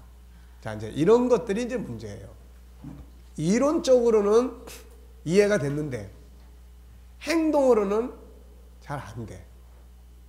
자, 이런 거 어떻게 하면 좋겠어요, 이거? 충분히 상담자가 이야기를 했을 때, 공감도 하고 해결도 하는데, 네. 지금 어느 분은 이렇게 합니다. 이야기를 다 해주면 공감도 하고 알겠습니다라고 하는데, 그 다음 자기 이야기하고, 그러면 이제 내가 뭘 할 게 없어요. 그럼 이제 이런 분한테는 낮에 뭐 집에서 뭐 하세요? 뭐 특별한 거 안 해요. 그러면 매일 교회 출근 좀 해보시겠습니까? 그 출근해서 봉사하게 하고 뭐 교회에서 이제 하는 일들에 참여하게 하고 아주 그 열심히 해요. 그러니까 어떤 부분은 내가 이론적으로 설명을 해서 이해를 시켜서 행동을 하지 못하는 사람들도 있으니까 이런 사람들은 이제 뭔가 자기가 행동 속에서 경험하도록 만들어주는 이런 부분들도 필요합니다. 이게. 그러니까 어쨌든 다양하다. 자, 무의식과 과거 경험, 역기능적 신념, 환경이 강하게 영향을 미치고 있기 때문이다. 과학적 뒷받침이 부족하고 다양한 정신장애를 이해하고 설명하는데도 한계를 지니고 있다. 그러나 청소년 비행 문제, 적응장애, 불안장애, 물질 남용, 자녀 양육, 학교, 교정 및 재활기관, 사회복지기관, 직업장면, 사업 영역 등에서는 다양하게 이 원리들을 많이 사용을 하고 있습니다. 네. 자, 가족치료. 가족치료는 개인이 속해 있는 가족의 구조와 소통 방식을 변화시킴으로써 개인의 심리적 문제를 치료한다. 자, 여러 사람들이 이제 이야기를 했어요. 그래서 모레 보웬, 네. 정신분열증 환자가 어머니와 정서적으로 밀착된 특수한 관계를 맺고 있음을 발견했다. 이러한 발견으로부터 정신장애 환자 가족의 큰 특징이 바로 개인적 자주성의 결여이다. 자기 분화가 건강한 가족의 중요한 특징. 자기 분화는 뭐죠? 독립성이에요. 독립성. 그러니까 가족의 대부분의 문제는 이 독립 분화가 건강하게 이루어지지 않은 데서 생기는 문제들이에요. 이게. 네. 아이가 커서 독립을 해야 되는데 계속 안 하고 있으니까 그것 때문에 그냥 아버지가 스트레스 받고 그것 때문에 또 엄마 아버지가 맨날 싸우고 뭐 이제 이런 경우죠. 이게. 자기 분화, 삼각관계, 정서적 단절, 핵가족의 정서체계, 가족 투시 과정, 다세대 전수 과정, 정신병리의 발생, 치료 목표. 문제의 근원이 개인보다 가족 체계에 있기 때문에 원가족 구성원들의 관계를 변화시킴으로써 개인의 심리적 문제를 개선할 수 있다고 믿는다. 치료 방법, 가계도, 그러니까 그 집안의 내력을 쭉 한번 그려보기도 하고 삼각관계 만들기. 그래서 지금 나하고 우리 집사람하고의 관계가 서로 안 좋은데 이 관계를 또 아들과의 관계를 통해서 삼각관계를 만들어 보는 뭐 이런 방법도 있고, 또 질문하기, 관계 실험, 나의 입장 기법, 당신은 계획이 짝이 없어 라고 말하는 대신에 나는 당신이 도와줬으면 좋겠어요. 우리가 대화할 때 아이용법이라는 거 많이 들어보셨죠? 그래서 자기 입장에서 그러니까 어떤 한 사람에게 발생하고 있는 문제가 다른 가족들에게 그대로 밴다는 거예요. 이게 그 사람을 통해서 나타나는 거예요. 이게. 그러니까 나를 통해서 나타나기보다는 내가 그 사람에게 영향을 줌으로써 그 사람을 통해서 그게 나타나는, 그러니까 투사되는 거예요. 거울에 딱 반사가 돼서 나의 모습이 나타나는 것 같은 이야기. 전이 현상 뭐 이런 비슷한 틀입니다. 자, 그 다음에 살바도르 미누친. 그에 따르면 개인의 심리적 증상이나 문제는 가족의 구조적 병리에 의해서 생겨난 부산물이다. 제휴, 경계선, 권력위계, 기능적 가족과 역기능적 가족, 치료 목표, 가족의 구조를 좀 더 건강한 방향으로 재구조하는 것이 다. 치료 기법, 이 부분은 좀 참고해 두세요. 가족에 합류하여 적응하기, 가족회의 같은 거 하는 것이 이제 바람직하고, 재현하기, 가족 지도 그리기, 특정한 상호작용을 부과시켜서 조정하기, 경계선 설정하기. 보통 가정의 문제들은 경계선이 막 엉망진창인 경우들이 아주 많습니다. 균형 무너뜨리기, 가족 신념에 도전하기. 그래서 또 이제 이런 경우도 있어요. 가족들끼리 위계 질서. 네. 이런 것들이 막 엉망인 경우도 있습니다. 그래서 이제 가족일수록 존귀함의 영역을 더 발전시키는 것. 이런 것들이 아주 중요하죠. 자, 전략적 가족 치료. 네. 치료 목표, 내담자의 증상을 완화하기 위해서 가족 의사소통 방식과 위계 구조를 건강하게 변화시키는 거다. 치료 기법, 지시하기, 가족에 맞는 행동 방식 제안, 과제 부여하기, 역설적 개입법, 합동 가족 치료. 가족 치료의 어머니라고 불리는 버지니아 사티어. 합동 가족 치료의 주요 내용, 개인의 자기 존중감 형성에 가족이 중요함을 강조하고 있다. 자, 가족 규칙, 기능적 의사소통과 역기능적 의사소통, 의사소통 패턴, 뭐 가족 역할과 양육 3자관계, 치료 목표, 가족 구성원이 변화에 잘 대처하도록 분명하게 의사소통하고 가족 관계에 대한 인식을 확장하며 자기 존중감을 향상시켜 성장을 향해 나아가도록 하는 것이다. 치료 기법, 정서적 체험과 의사소통을 중시한다. 이를 위해 치료자는 역할 연기와 같은 연극적 요소를 사용한다. 진정한 감정에 접촉하게 하는 유머, 게슈탈트 치료, 인간 중심 치료, 사이코 드라마에서 사용하는 기법들을 통합하여 사용한다. 가족 지도 그리기, 가족 조각하기, 가족 재구성. 체험적 가족 치료. 주요 내용, 가족 문제의 원인과 결과가 정서적 억압에 있다고 가정한다. 치료의 목표와 기법. 목표는 개인적 자율성을 촉진할 뿐 아니라 가족에 대한 소속감을 증진하는 것이다. 가족을 변화시키는 것은 교육이 아니라 체험이다. 가족과 함께 자유로운 정서 교류를 할 수 있는 자발성, 창조성, 놀이 능력 등을 활용. 그리고 치료의 핵심은 억압된 감정을 표현하게 하는 것이다. 우리나라 같은 경우는 이 억압된 감정, 그래서 속에 이제 우라가 치민다고 그러죠. 그게 이제 우라가 뭐예요? 우울증하고 화병이 합쳐진 말이에요, 이게. 그러니까 우리나라 사람들은 이런 걸 이제 많이 가지고 있는 거예요. 그래서 속이 답답해. 나 왜 이렇게 숨쉬기가 힘들어? 이게 화가 막 치밀러 오는 거예요.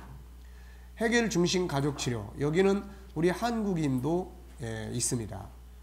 김인수라고 하는 한국명. 이 사람이 이제 미국인하고 결혼을 하고 또 이제 이런 피로프들을 개발을 했어요. 해결 중심 단기 치료는 내담자의 문제에 초점을 맞추기보다 내담자의 긍정적 자원에 초점을 맞춰 내담자가 원하는 삶을 위해 해결책을 강구하는 데 집중하는 단기 치료다. 문제의 이해 없이도 문제 해결이 가능하다. 개인의 문제 해점보다 강점과 해결 방법에 초점을 맞추는 것이 더 중요하다. 과거보다 현재와 미래에 초점을 맞추는 것이 더 효과적이다. 인간은 누구나 문제 해결을 위한 능력을 가지고 있다.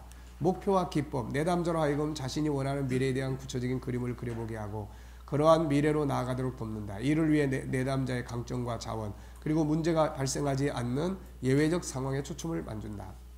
기적 질문, 그러니까 이게 코칭적인 틀이 이 속에 많이 들어있어요. 그래서 뭐 평가 질문, 예외 질문, 대처 질문, 뭐 기적 질문 이런 거는 뭐냐면은 오늘 밤 잠을 자고 나면 내일 아침에 만약에 100억이 생겼다면은 어떻게 하시겠습니까? 뭐 이런 거. 그래서 기적이 일어났을 때 어떤 생각을 갖고 자기의 지금 답답한 현실을 긍정으로 바꿔나갈 수 있도록 하는 거냐는 거예요. 이야기 치료는 경험에 의미를 부여하는 해석 과정 자체에 초점을 둔다. 치료자는 고고학자가 아니라 소설가가 돼야 된다. 문제를 외제화한다. 문제의 원인을 외부 탓으로 돌리는 거예요.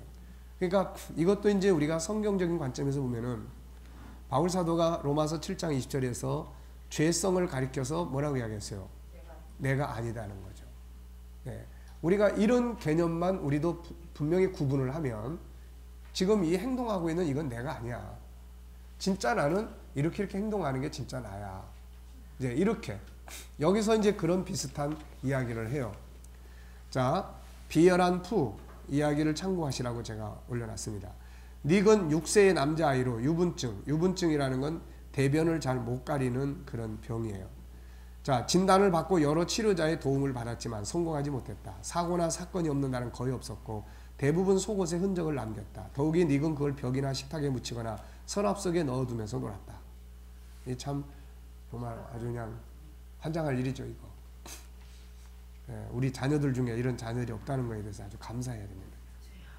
화이트는 우선 이러한 문제에 대해 비열한 푸라는 이름을 붙이고 이 문제가 닉이나 가족에 어떤 영향을 초래하는지에 대한 질문을 하였다.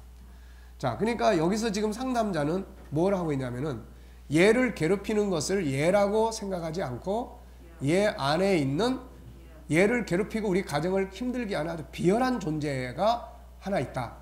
그래서 이름을 푸라고 붙여준 거예요. 이제. 그래서 이때부터는 네가 왜 그래 이렇게 안 하고 오늘도 그놈이 와서 널 괴롭혔구나. 이제 이렇게 외제화 시켜버리는 거예요. 이제 바깥의 원인을. 그러면서 이제 뭘 할 수 있습니까? 이제 바깥에서 이게 만약에 이 아이가 계속 너는 왜 그래 그러면 이렇게 유분증을 가진 자기가 자신으로 인식을 해버려요. 이게. 근데 이렇게 개념을 바꿔주면은 어떻습니까? 얘도 이제 고민을 하겠죠. 이제 이 나쁜 놈이 또 나한테 와서 또 괴롭히네. 이놈을 대처하기 위해서는 뭐가 필요하지? 이제 이렇게 상대성을 가질 수 있도록 만든다는 이야기죠. 이게. 자, 먼저 비열한 푸가 가족들에게 어떤 때 찾아오고 어떻게 영향을 미치는지 탐색했다. 푸는 닉을 다른 친구들과 멀어지게 했고 학교에서 수업을 할 때 영향을 줬고 그의 삶을 흔들어 자신이 어떤 사람인지 알 수 없게 만들었다. 또한 푸는 엄마에게도 좋은 부모가 되기 위한 능력에 대해 의문을 가지게 했고 엄마를 비참하게 만들었다. 여기서 푸는 이제 누구라고 그랬어요? 그 아이가 앓고 있는 이제 유분증이라고 하는 이 병이죠. 푸는 아버지를 당황하게 만들어서 그 결과 아버지는 비참한 비밀을 숨기기 위해 친구나 친척들과 소원해졌다.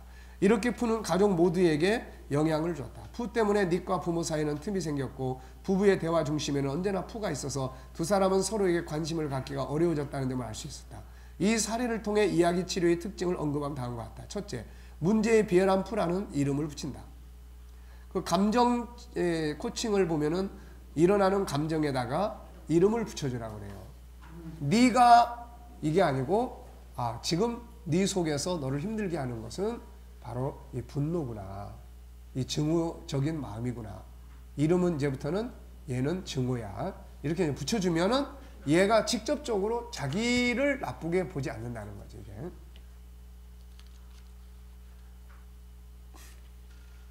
문제는 닉에게 있는 것처럼 보이기도 하고 부모에게 있는 것처럼 보이기도 했다. 하지만 비열한 푸라는 이름을 붙임으로써 문제는 닉이나 부모에게서 분리됐다. 이제 이게 중요한 거죠. 문제가 외제화된 거다. 내가 아니다. 네. 너는 내가 아니야. 둘째, 그 문제가 닉이나 부모에게 어떤 영향을 주는 것인지 질문을 명확하게 한다. 그것을 통해 문제가 닉이나 부모와 함께하면서 여러 가지 영향을 끼치고 있다는 것을 분명히 이해할 수 있다. 셋째, 이러한 문제가 끼치는 영향은 하나가 아니라 복수이며 닉과 부모에 대해 각각 별개의 영향을 끼치고 있다는 걸 명확히 한다. 푸의 영향에 가족들은 어떻게 대응했는가? 이제 대응 방법을 짜는 거죠. 이렇게. 가장 중요한 거는 가족들이 자기 자녀인 닉을 이게 범인으로 몰지 않는다는 거죠. 네. 또 닉도 자기를 범인으로 인정하지 않는다는 거죠. 그러니까 범인을 놓고 이제 우리가 의논을 할 수가 있는 거죠. 네가 그런 상황이 벌어질 때 그놈이 와서 너를 괴롭힐 때 네가 어떻게 대처를 세울 수 있겠냐. 네, 이런 거예요. 이게. 그래서 푸가 닉을 놀이 상대로 하려고 깨내도 닉은 푸에게 허를 찔리지 않은 채 끝난 적이 몇 번 있다. 네, 이런 것이죠. 수는 비참한 생각에 저항하여 음악을 틀었던 적이 있다. 여기서 수는 그 부모 이름이에요. 부모. 예, 부모 이름 중에 한 사람. 그러니까 아이가 그런 상황에 있을 때 옛날 같으면 막 속상했는데 자기가 음악을 틀었다. 이제 그런 이야기예요. 가족이 이제 어떻게 이 푸라고 하는 문제를 이제 대처하는지를 지금 이야기하는 거예요. 푸가 자기에게 뭔가를 요구하고 있다는 걸 알게 된 후 그는 이 요청에 대항하고 싶다는 생각에 흥미를 가지게 되었다. 화이트는 닉 가족의 삶에서 그들이 푸에게 대항했던 사건을 통해 그들의 강점이나 유능했던 점들을 찾아냈다. 그러니까 그런 문제를 대처하는 틀 속에서 그 아이가 가지고 있는 장점도 찾아내고 또 부모가 대처하는 틀 속에서 그들의 장점도 찾아내고 이런 긍정적인 자세가 결국은 몸의 세포에 영향을 많이 미칩니다. 이거. 그래서 그런 문제들을 그런 건 긴장하면 더 그런다고요. 이게. 막 누가 야단을 치거나 그러면은 막 더 그렇게 돼요. 이게. 2주 뒤 수와로는 이게 부모죠. 이제 푸의 책략에 넘어가지 않겠다는 결정에 성실하게 임하게 되었다. 이를 통해 가족이 또 다른 삶의 이야기를 쓸 수 있도록 우리 가족은 닉의 유분증에 모두 엉망이다라는 지배적인 이야기로부터 분리될 수 있도록 도와준 거죠. 자, 무슨 이야기인지 이해가 됩니까? 그러니까 그렇죠. 이제 네. 그러니까는 이제 미국 사람들은 이제 이런 개념들이 많이 발전해 있어요. 그래서 이런 걸 이야기를 하면은 그걸 공감을 하고 수용을 할 수 있는 그런 이 심리적 문화가 있다고요. 근데 우리는 이제 예를 들어서 이런 이야기를 하면은 그냥 무슨 쓸데없는 그런, 왜냐면 우리는 주사 한 방 맞고 그냥 끝나고 뭐 이런 걸 원한다고, 이런 거를. 그러니까 이제 이런 부분이 우리나라에서도 많이 발전을 해야 됩니다. 많이 발전을 해야 돼요. 그래서 예. 자, 그다음에 이제 12번째는 이제 동양 심리 치료와 자아 초월이에요. 자아 초월. 그러니까 지금까지는 서양에서 나온 이제 이야기들이에요. 서양에서 나온 이야기들. 오히려 동양 치료가 우리들에게는 더 공감성을 주는 면들이 있어요. 왜냐하면 우리 자체가 동양적인 사람들이기 때문에. 지금까지 살펴본 심리치료 이론들은 모두 서양 문화에서 서양인에 의해 개발된 것이다. 세계화를 통해서 동서양의 문물이 활발하게 교류되고 있는 현대 사회에서는 동양과 서양의 차이가 점점 줄어들고 있다. 동양인들은 심리적 고통과 장애를 그러면 어떻게 치유를 했을까? 동양인들은 심리적 고통과 장애가 발생하는 원인을 어떻게 이해했으며 어떤 치료 방법을 제시했을까?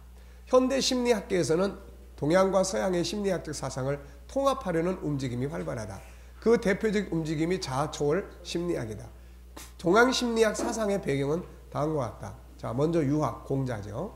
극심한 정치적 혼란기에 살았던 공자는 조화로운 사회적 관계를 중시하면서 평화롭고 안정된 사회 구현을 지향을 했다. 이를 위해서 사람을 사랑하는 것, 인을 최고의 덕목으로 삼았고 수신제가 치국 평천하의 실현을 목표로 삼았다. 네.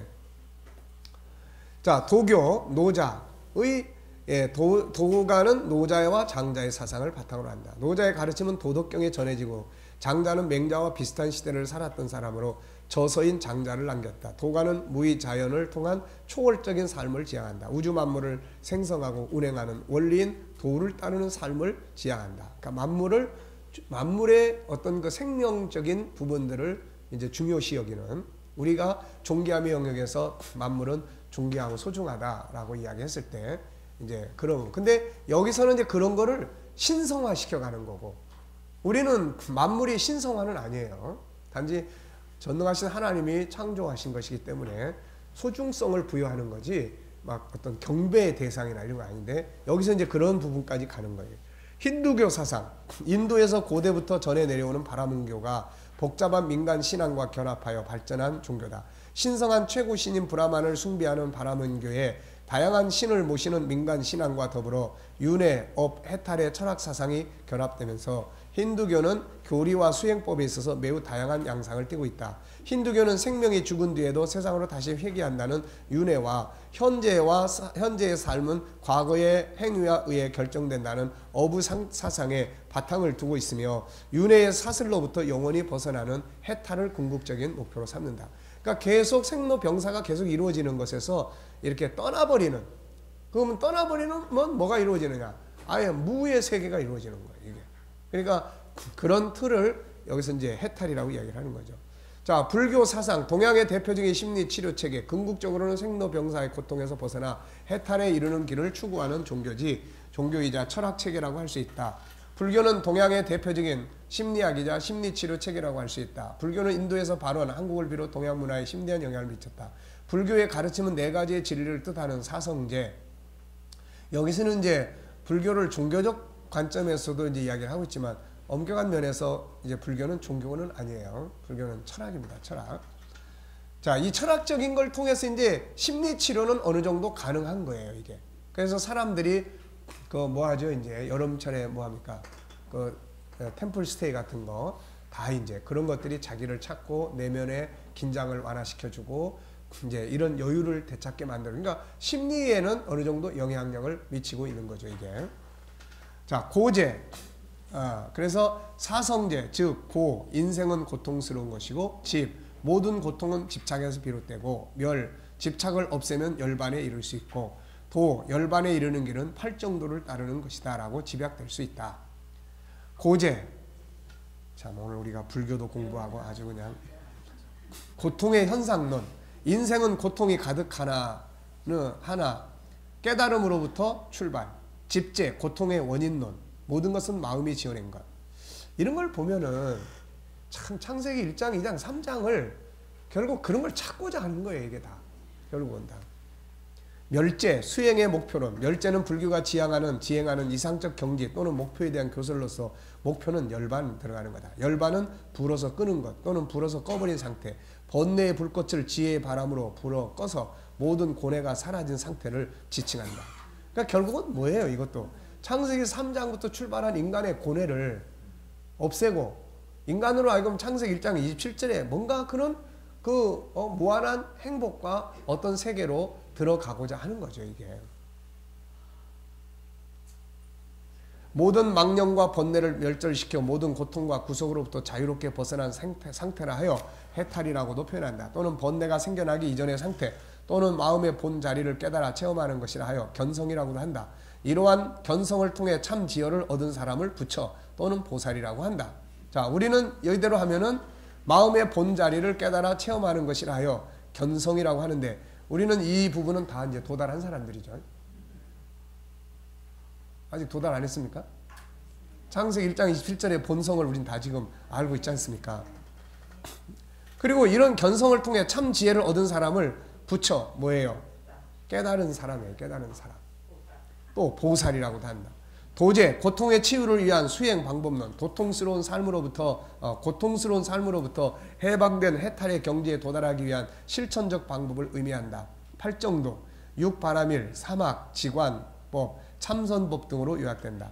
석가모니는 괴로움의 소멸에 이르는 길인 도제를 설명하면서 구체적인 수행 방법으로 팔정도를 제시했다.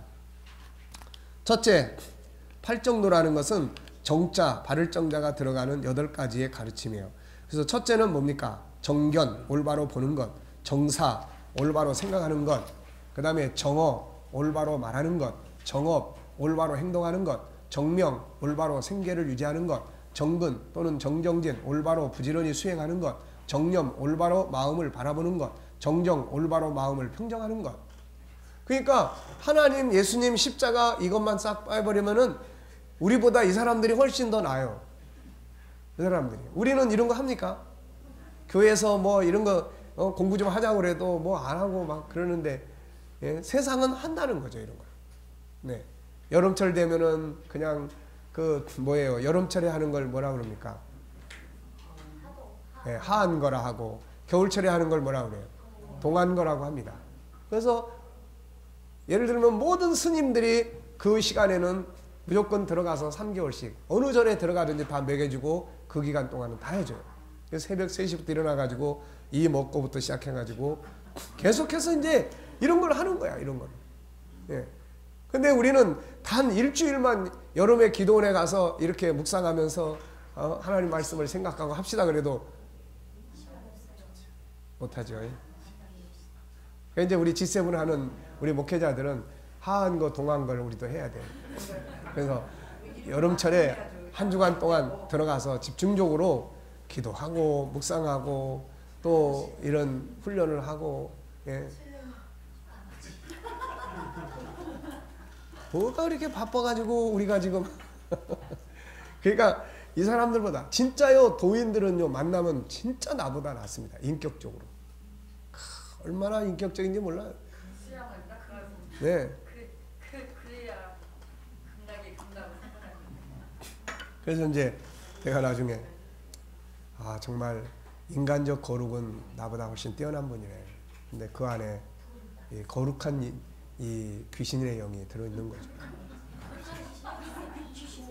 진짜 그렇습니다. 그래가지고 그 단계를 넘어가면요 도인이 돼요. 이제 옛날에 수유리에 우리 교인이 있는데 그 며느리가 이제 교회를 나오다가 못 나왔어요. 근데 이 시아버지가 도인이야. 그래서 내가 딱 신방 갔다 오면 딱 알아요. 오늘 교회 목사 왔다 갔냐? 다 알아 이게. 그래서 인간적 경건 도를 닦고 위에 올라가면 나름대로 인간은 신성을 가지고 있기 때문에 그런 것들이 딱 되면 이제 그때부터 이제 득도하는 겁니다.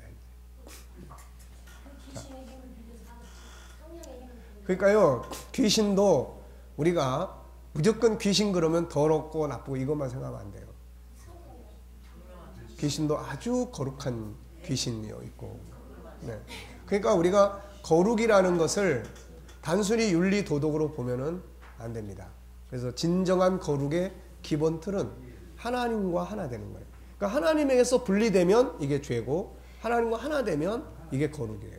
그러니까 그런 면에서 이제 그 사람들이 말하는 거는 인간적인 윤리와 도덕적 거룩을 말하는 거예요. 이게. 네. 근데 어쨌든 우리도 이제 그만큼 노력을 해야 되는 거야. 이게 믿음으로 의롭다고 해가지고 우리는 아무것도 안 해. 그냥 자기 멋대로 살다가 주일날 와서 한마디만 하면 돼. 주여 지난 한 주간 동안 알고 지은 죄 모르고 지은 죄 다 그냥 이러면 끝나버려. 이거 안 되잖아요. 이거. 네. 그러니까 예수님이 나를 따르는 너희의 의가 바리새인과 서기관들보다 나야 된다는 거야. 나려면 우리도 뭐 해야 돼요?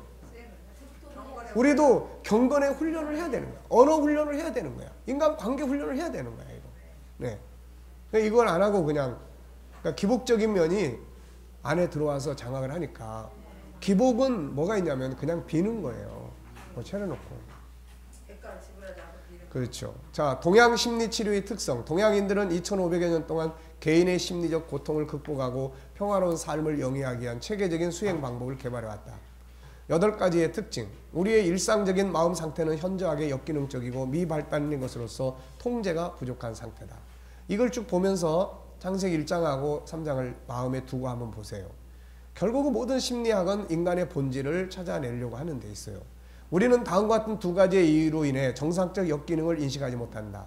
첫째는 우리 모두가 이러한 역기능을 똑같이 공유하고 있어서 이게 문제로 여기지 않는다. 이게 뭔 이야기죠? 우리로 말하면 우리 모두는 다 창세기 3장에 이런 잘못된 것을 그대로 자기처럼 수용하고 인정해서 습관이 돼 있기 때문에 이게 진짜 잘못된 자기라는 걸 모른다는 거예요. 이거. 네. 둘째, 자기 가면이다. 심리적 방어가 자각을 왜곡시켜서 우리가 그것을 인식하지 못하는 것과 마찬가지고 심리적 역기능의 일상적 상태는 자각을 왜곡시켜서 자체의 역기능성을 가리게 된다. 그래서 이런 주변의 환경 때문에 우리는 내 안에서 원하는 나의 삶을 사는 게 아니라 가리는 삶을 산단 말이에요. 계속 가려요. 목사도 계속 가리고 살는 게 얼마나 많습니까? 이거. 네. 예를 들어서 목사가 말이죠. 부부싸움을 했다고 그래가지고 강단에 써서 여러분 오늘 제가 믿음이 부족해가지고 또 한바탕 실컷 싸워가지고 지금 도저히 설교할 마음이 안 됩니다. 그러니까 오늘 그냥 돌아가시든지 자유롭게 기도하시고 가십시오. 그리고 들어갈 수 있으면 참 좋겠는데 그럴 수 없잖아요. 그럼 이제 어떻게 해야 돼요? 이제 가면을 쓰는 거야 이제. 쓰고 이제 가면을 써서 속은 엉망진창이고 막 그러는데 가면을 또 쓰는 거야. 네. 그런데 이제 이런 것들이 계속 학습이 되면 나중에는 자기 안에 있는 진짜 본래의 원하는 것을 못 깨닫는다 그런 이야기예요. 그리고 가짜를 자기처럼 인식하게 되고 습관화되어 버린다. 그렇죠. 그러니까 이런 문제를 지적하는 거예요. 인습적인 수준과 우리의 심리적 고통은 정신적 역기능에 기능하게 한다. 그러니까 순기능은 창세기 1장 27절을 제대로 된 기능은 살아야 되는데 이게 창세기 3장의 역기능 때문에 결국 인간은 마음의 갈등과 고뇌를 갖게 된다 그런 이야기예요. 인습적인 수준과 한계를 넘어서 마음을 수련하고 발달시킴으로써 이러한 역기능을 줄일 수 있을 뿐 아니라 고도의 집중력, 자비심, 통찰 및 환희와 같은 정상 범위 이상의 능력을 발달시킬 수 있다. 마음을 수련하는 것은 자신과 타인의 행복을 향상시키는 최선의 방법이다. 이들은 내면의 세계를 계시의 말씀이 없기 때문에 스스로 수련을 통해서 이걸 찾아내야 되고, 소크라테스는 이걸 스스로 찾기 위해서 계속해서 질문을 던졌던 거고, 그게 비슷한 철학적 요소가 있는 거예요. 우리는 뭡니까? 우리는 찾아내는 게 아니에요. 우리는 하나님의 계시의 말씀을 통해서 이거를 받아들이는 거예요. 아, 나는 이런 존재구나. 나는 이런 존재로 이렇게 하는구나. 그리고 성경 속에는 수많은 말씀들은 결국 우리 안에 그런 성품들이 내재해 있다는 걸 일깨워 주지 않습니까?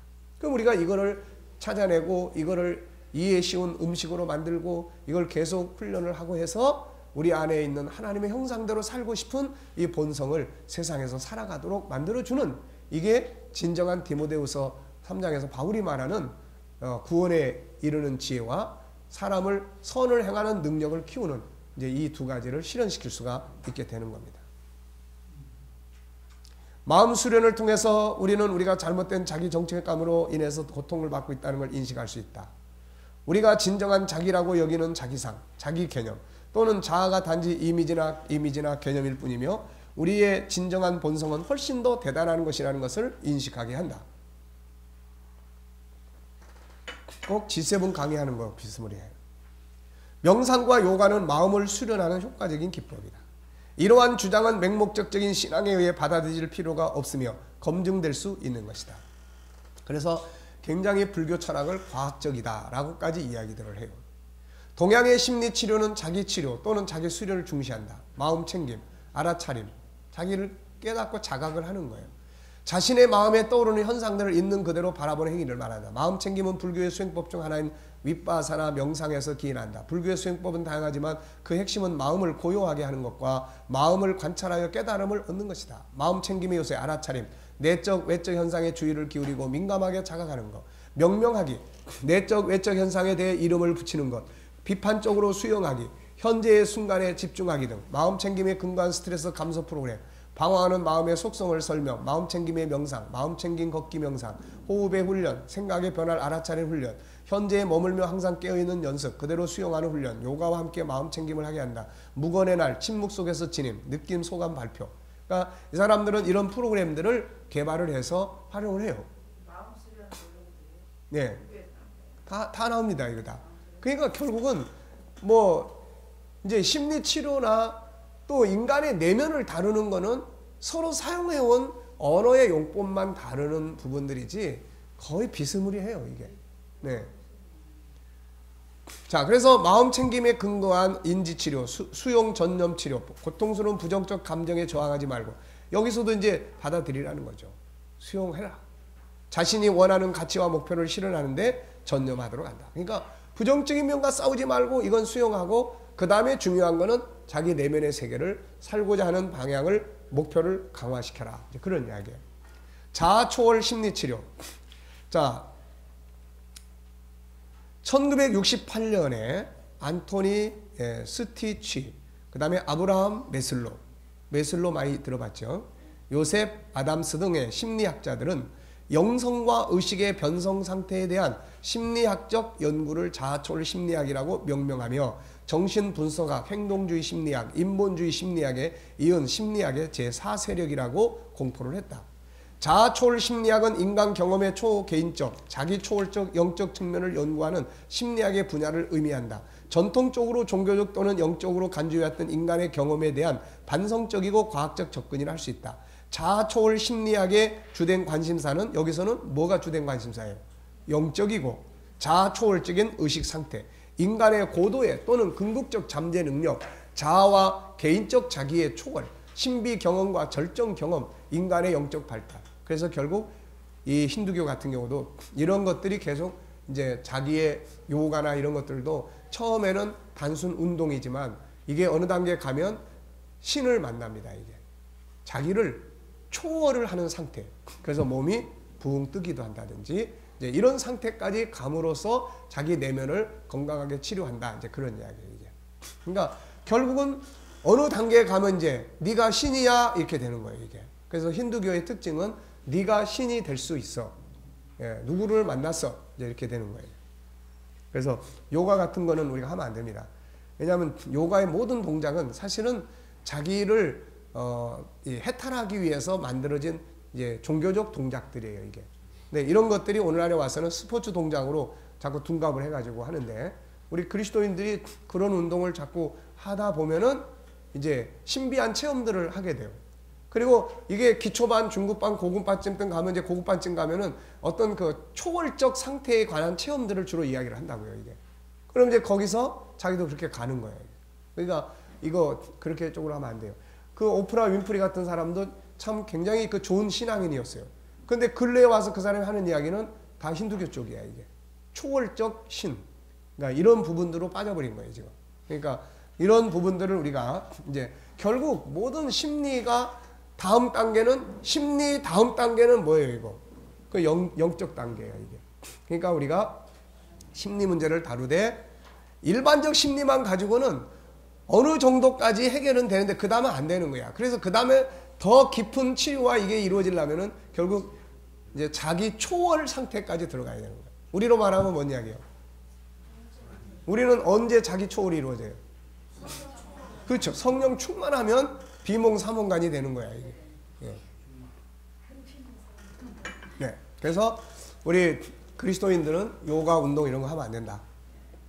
그런 거 말고도 뭐 체조 운동도 있고 뭐 우리나라 운동이 얼마나 많습니까? 그리고 이상하게 외래 운동을 끌고 와가지고 아니면 우리 천국 운동을 만들든가 우리가. 네. 자. 모든 심리학적, 이 켄 윌버라는 사람이, 이 사람이 아주 천재적인 사람이라고 그래요. 그래서 모든 심리학적 이론을 비롯하여 동서양의 종교, 인문학, 사회학, 자연과학의 방대한 연구와 이론을 아우르며 인간의 정신세계의 거대한 통합적 이론을 제시한 천재적 인물이다. 이 비스무리한 사람이 우리나라에 있죠. 누굽니까? 네, 김씨성을 가지신 분. 너무 초월하다 보니까 이제 뭐예요? 이제 하나님을 안 믿어버리는 거예요. 예수님 부정해버리는 거예요. 십자가 뭐 이런 거 싹 빼버리는 거예요. 네. 일본의 심리학, 모리타 치료, 선 여러 요소를 도입한 심리치료적 접근 방법으로서 자기 관찰과 명상, 교육, 자기훈련, 행동적 실천이 혼합되어 있다. 환자가 지닌 증상을 제거하려고 시도하기보다 그런 증상에도 불구하고 이것도 뭔 이야기입니까? 생산적으로 사는 데다가 돕도록 한다는 거예요. 자꾸 그 문제를 가지고 실험하지 말고 자꾸 장점 찾고 그 안에 우리로 말하면 창세기 1장 27절의 요소들을 찾아서 자꾸 그렇게 살아가도록 만든다는 거예요. 그래서 휴식 단계, 단순 노동 단계 여기 들어가면 이제 이런 과정을 거쳐서 훈련을 해요. 육체 노동과 일기 쓰기, 병원 밖에 외출 단계, 새롭게 깨달은 것 적용해봄. 자, 그 다음에 이제 나이칸 치료라는 게 있는데 여기는 이제 입수하면 세 가지 질문만 합니다. 첫째, 어머니로부터 받은 것이 뭔가?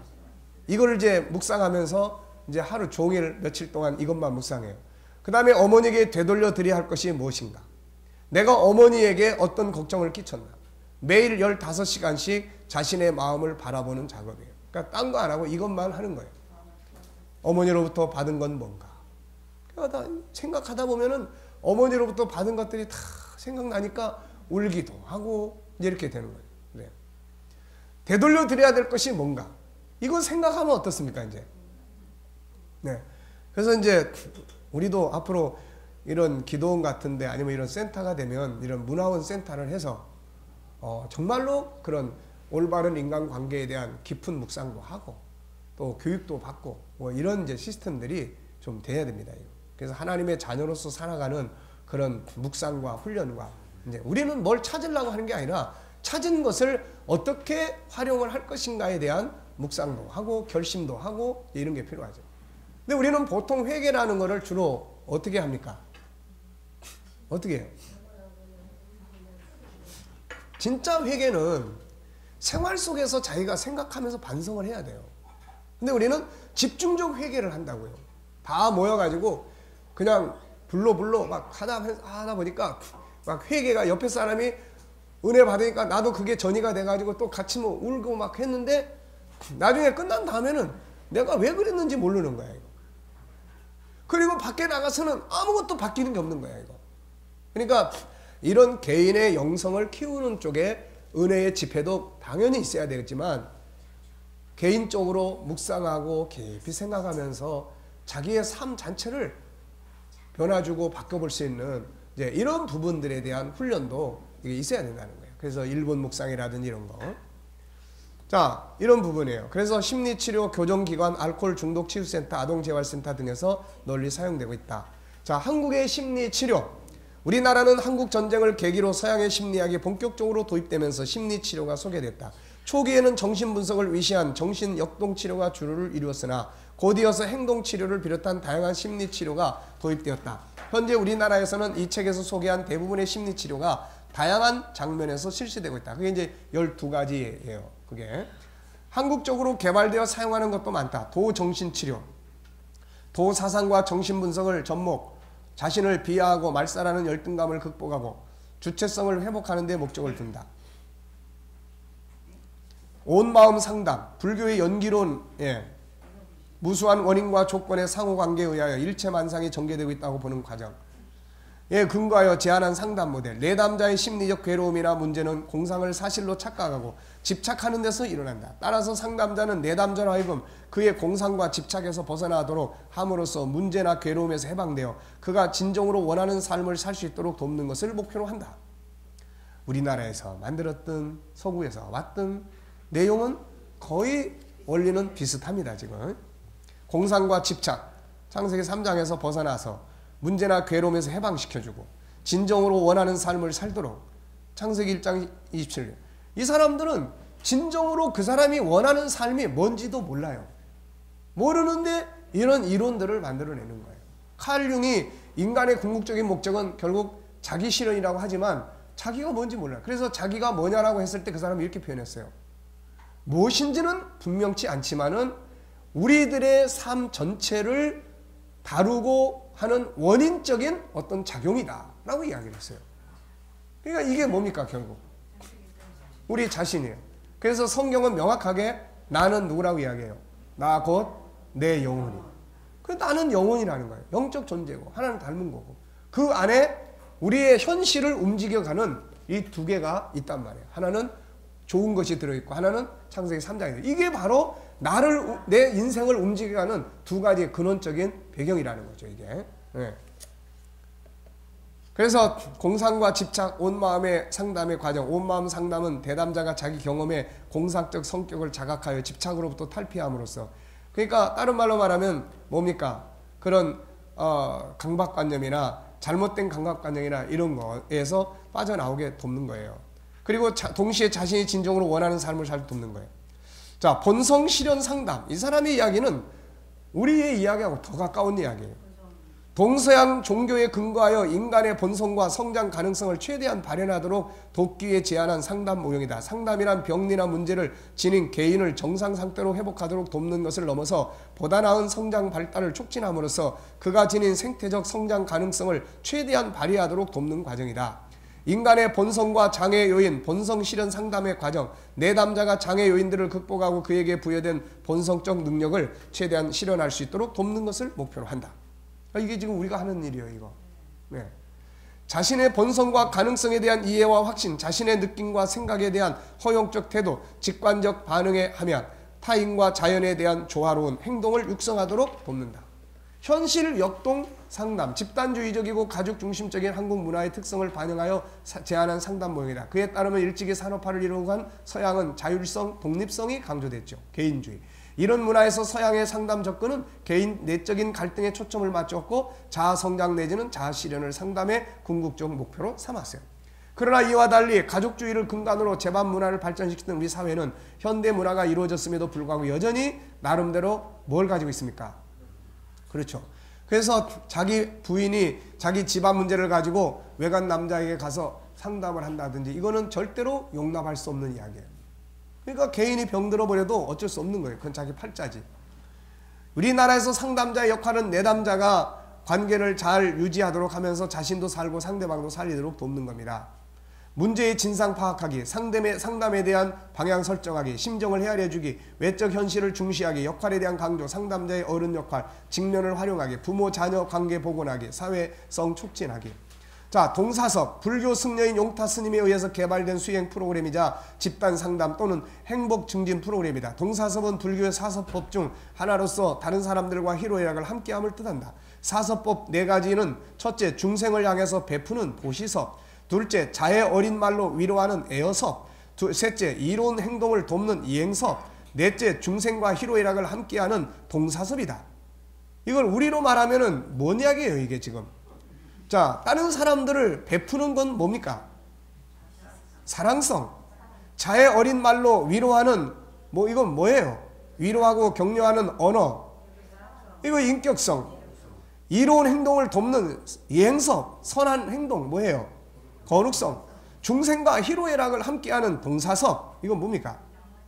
네, 영혼성일 수도 있고 사랑성일 수도 있고 그렇잖아요. 프로그램 행복의 5대 원리. 우리는 뭐 하고 있어요 지금? 5가지 성품의 원리를 우리는 가지고 있고 이 사람은 또 자기 나름대로 행복의 5대 원리를 했어요. 즉 정체성, 대원, 수심, 화합, 작선의 원리에 근거하고 있다. 정체성의 원리. 이거 우리가 늘 하는 말인데 이 사람도 지금 정체성의 원리. 우주의 중심인 귀하고 소중한 존재로서 자기 자신의 정체성을 깨닫는 것. 그래서 내가 이 사람이 KDM을 좀 공부를 한 사람인가. 대원, 우리 모두의 행복을 추구하고자 하는 커다란 소망을 세우는 것. 수심, 자신의 마음을 잘 다스리는 것이고 화합, 주변 사람들과 더불어 조화롭게 잘 지내는 것이며 작선, 선한 행위를 실천하며 살아가는 것이다. 행복의 5대 원리를 한 문장으로 요약하면 다음과 같다. 우주의 중심적인 귀하고 소중한 나는 우리 모두의 행복을 위하여 먼저 내 마음을 잘 다스리고 주변 사람들과 더불어 잘 화합하며 선을 지으며 산다. 그래서 이 아멘 하죠. 네. 자, 프로그램 진행 5박 6일 오전 6시 30분에 기상해가지고 우리도 이런 거 좀 해보려고 지금 여기다 써놨어요. 기상, 국선도, 오후 10시 와선, 삶의 5대 원리를 비롯한 동사섭의 기본 원리 설명, 소그룹 마당, 마음 나누기, 교류 사덕, 다양한 명상, 옴나 명상, 독배 명상, 지족 명상, 비라 명상, 죽음 명상. 그러니까 이게 지금 우리들도 해야 되는 거예요. 이거. 앞으로 이제 교회 안에도 이런 게 커리큘럼화 돼야 돼요.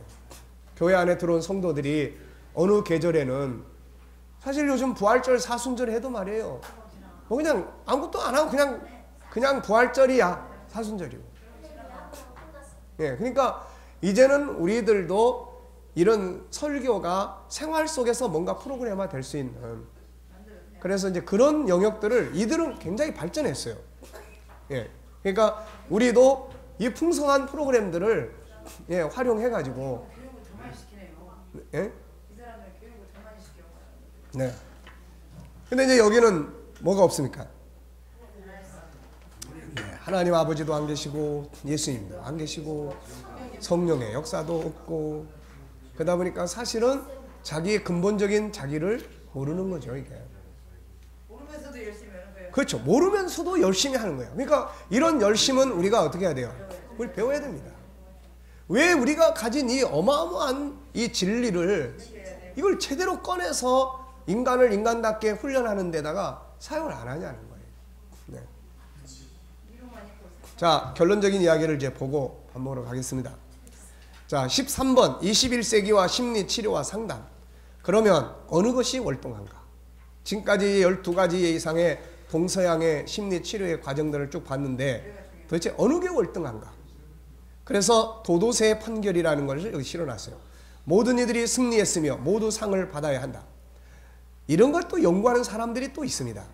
100개 이상의 연구한 결과의 결론으로서, 자, 이 문구는 레위스의 지금 공상소설 이상한 나라의 앨리스에 나오는 도도새가 한 말이다. 이 공상소설에 등장하는 여러 인물들은 물에 흠뻑 젖은 채로 호수 주변을 달리면서 누가 가장 먼저 옷을 말리는지 시합을 한다. 그리고 우승자의 판결을 도도새에게 맡긴다. 누가 이겼는지를 물었을 때 도도새가 한 말이 바로 위의 문장이다. 뭔 문장입니까? 모든 이들이 승리했으며 모두 상을 받아야 한다. 자, 모든 치료들이 비슷한 치료 효과를 나타냈고 여러 치료들 간의 차이는 미미했다. 성공적인 심리치료의 공통 요인, 치료적 관계, 정서적 표현과 직면, 새로운 행동의 습득과 실천, 내담자의 궁극적 기대, 치료자의 자질, 내담자의 문제에 대한 설명과 해결의 이론적 근거 제공, 적응적 행동의 습득과 실천, 긍정적 기대와 자기 효능감, 자기 관찰, 치료자의 성격 등 심리치료 통합운동. 그래서 거의 비슷했다 그런 이야기고, 심리치료 통합운동이 그래서 활성화되고 있다는 거죠. 어느 것 하나만 주장해서는 안 된다는 거죠. 중요한 건 누굽니까? 어떻게 환자를, 내담자를 효과 있게 도와줄 수 있느냐. 그래서 이제 통합을 이제 강조하는 거예요. 21세기에는 심리치료 통합운동이 커다란 흐름을 이룰 것으로 예견되고 있다. 내담자들의 문제의 양상이 매우 다양해지고 복잡해지고 있어서 어느 한 가지만으로 모든 문제를 효과적으로 해결할 수 없다. 심리치료의 통합운동은 공통적 이론, 기술적, 절충주의, 동화적 통합의 이론적 통합 등을 나타내고 있다. 심리치료의 필요성, 전체의 행복도는 OECD 국가 중 중하위권에 속하며 특히 청소년의 행복도는 지난 4년간 연속 최하위다. 우울증과 알코올 중독을 비롯한 정신장애 유병률이 급격하게 증가하는 추세를 보인다. 10년 전에 비해서 자살률은 41.3%, 우울증과 조울증을 포함한 기분장애는 47%, 알코올 중독자는 44.9%가 증가했다. 심리치료가 내담자를 돕는 과정에서 변화시킬 수 있는 것과 변화시킬 수 없는 것이 존재한다. 심리치료는 자신의 삶에서든 내담자의 삶에서든 변화시킬 수 있는 것과 없는 것을 지혜롭게 구분하는 것이 매우 중요하다. 심리치료가 모든 것의 답은 아니라는 거예요. 그래서 여기다 이제 그렇게 써놨어요. 신학자 니버의 기도문을 써놨습니다. 신이시여, 바꿀 수 없는 것에 대해서는 그것을 겸허히 수용할 수 있는 평안을 주시고, 바꿀 수 있는 것에 대해서는 그것을 과감히 바꿀 수 있는 용기를 주소서. 그리고 바꿀 수 있는 것과 없는 것을 냉철히 구분할 수 있는 지혜를 주소서. 이게 성경에서는 뭐라고 하는 이야기예요? 너의 염려를 내게 맡기라. 감당할 수 없는 건 맡길 줄 아는 거예요. 근데 감당할 수 있는 거는 우리가 해야 되는 거예요. 여러분, 여호수아서 5장을 보면 이스라엘 백성들이 가나안 요단강을 건너서 가나안 땅에서 곡식을 처음으로 딱 거두는 날, 저녁에 그 곡식을 딱 거뒀는데 그 다음날 아침부터 만나가 다 끝난 거예요. 뭘 보여주는 겁니까? 사람이 할 수 없을 때는 하나님이 하시는 거예요. 사람이 할 수 있을 때는 사람이 하도록 권유하시는 거예요. 게으르지 마라, 부지런해라, 다 이게 그런 말이에요. 그러니까 우리가 이런 면들을, 우리가 이제 자기 개발이나 심리 상담 마찬가지예요. 이 문제를 가지고 있는 사람들은 대부분이 다 몽땅 자기가 다 짊어지려고 그래요. 그래서 이런 것들을 잘 구분해서 내가 할 수 있는 영역, 할 수 없는 영역을 일단 구분시켜줘요. 그래서 내가 할 수 있는 영역과 없는 영역을 우선 구분하게 만들어줘요. 내가 할 수 있는 영역은 이거예요. 그래서 일단은 요 영역은 내비둡시다. 그냥 뭐 하나님께 맡기기도 하고, 신앙인 같으면 신에게 맡기고, 그리고 이 부분을 다루어 봅시다. 그래서 내가 할 수 있는 영역이 뭔지 이걸 이제 구분해 나가요. 그리고 내가 할 수 있는 영역이 건강해지기 시작하면 할 수 없는 영역도 이렇게 범위가 넓어져 간다는 거예요, 이게.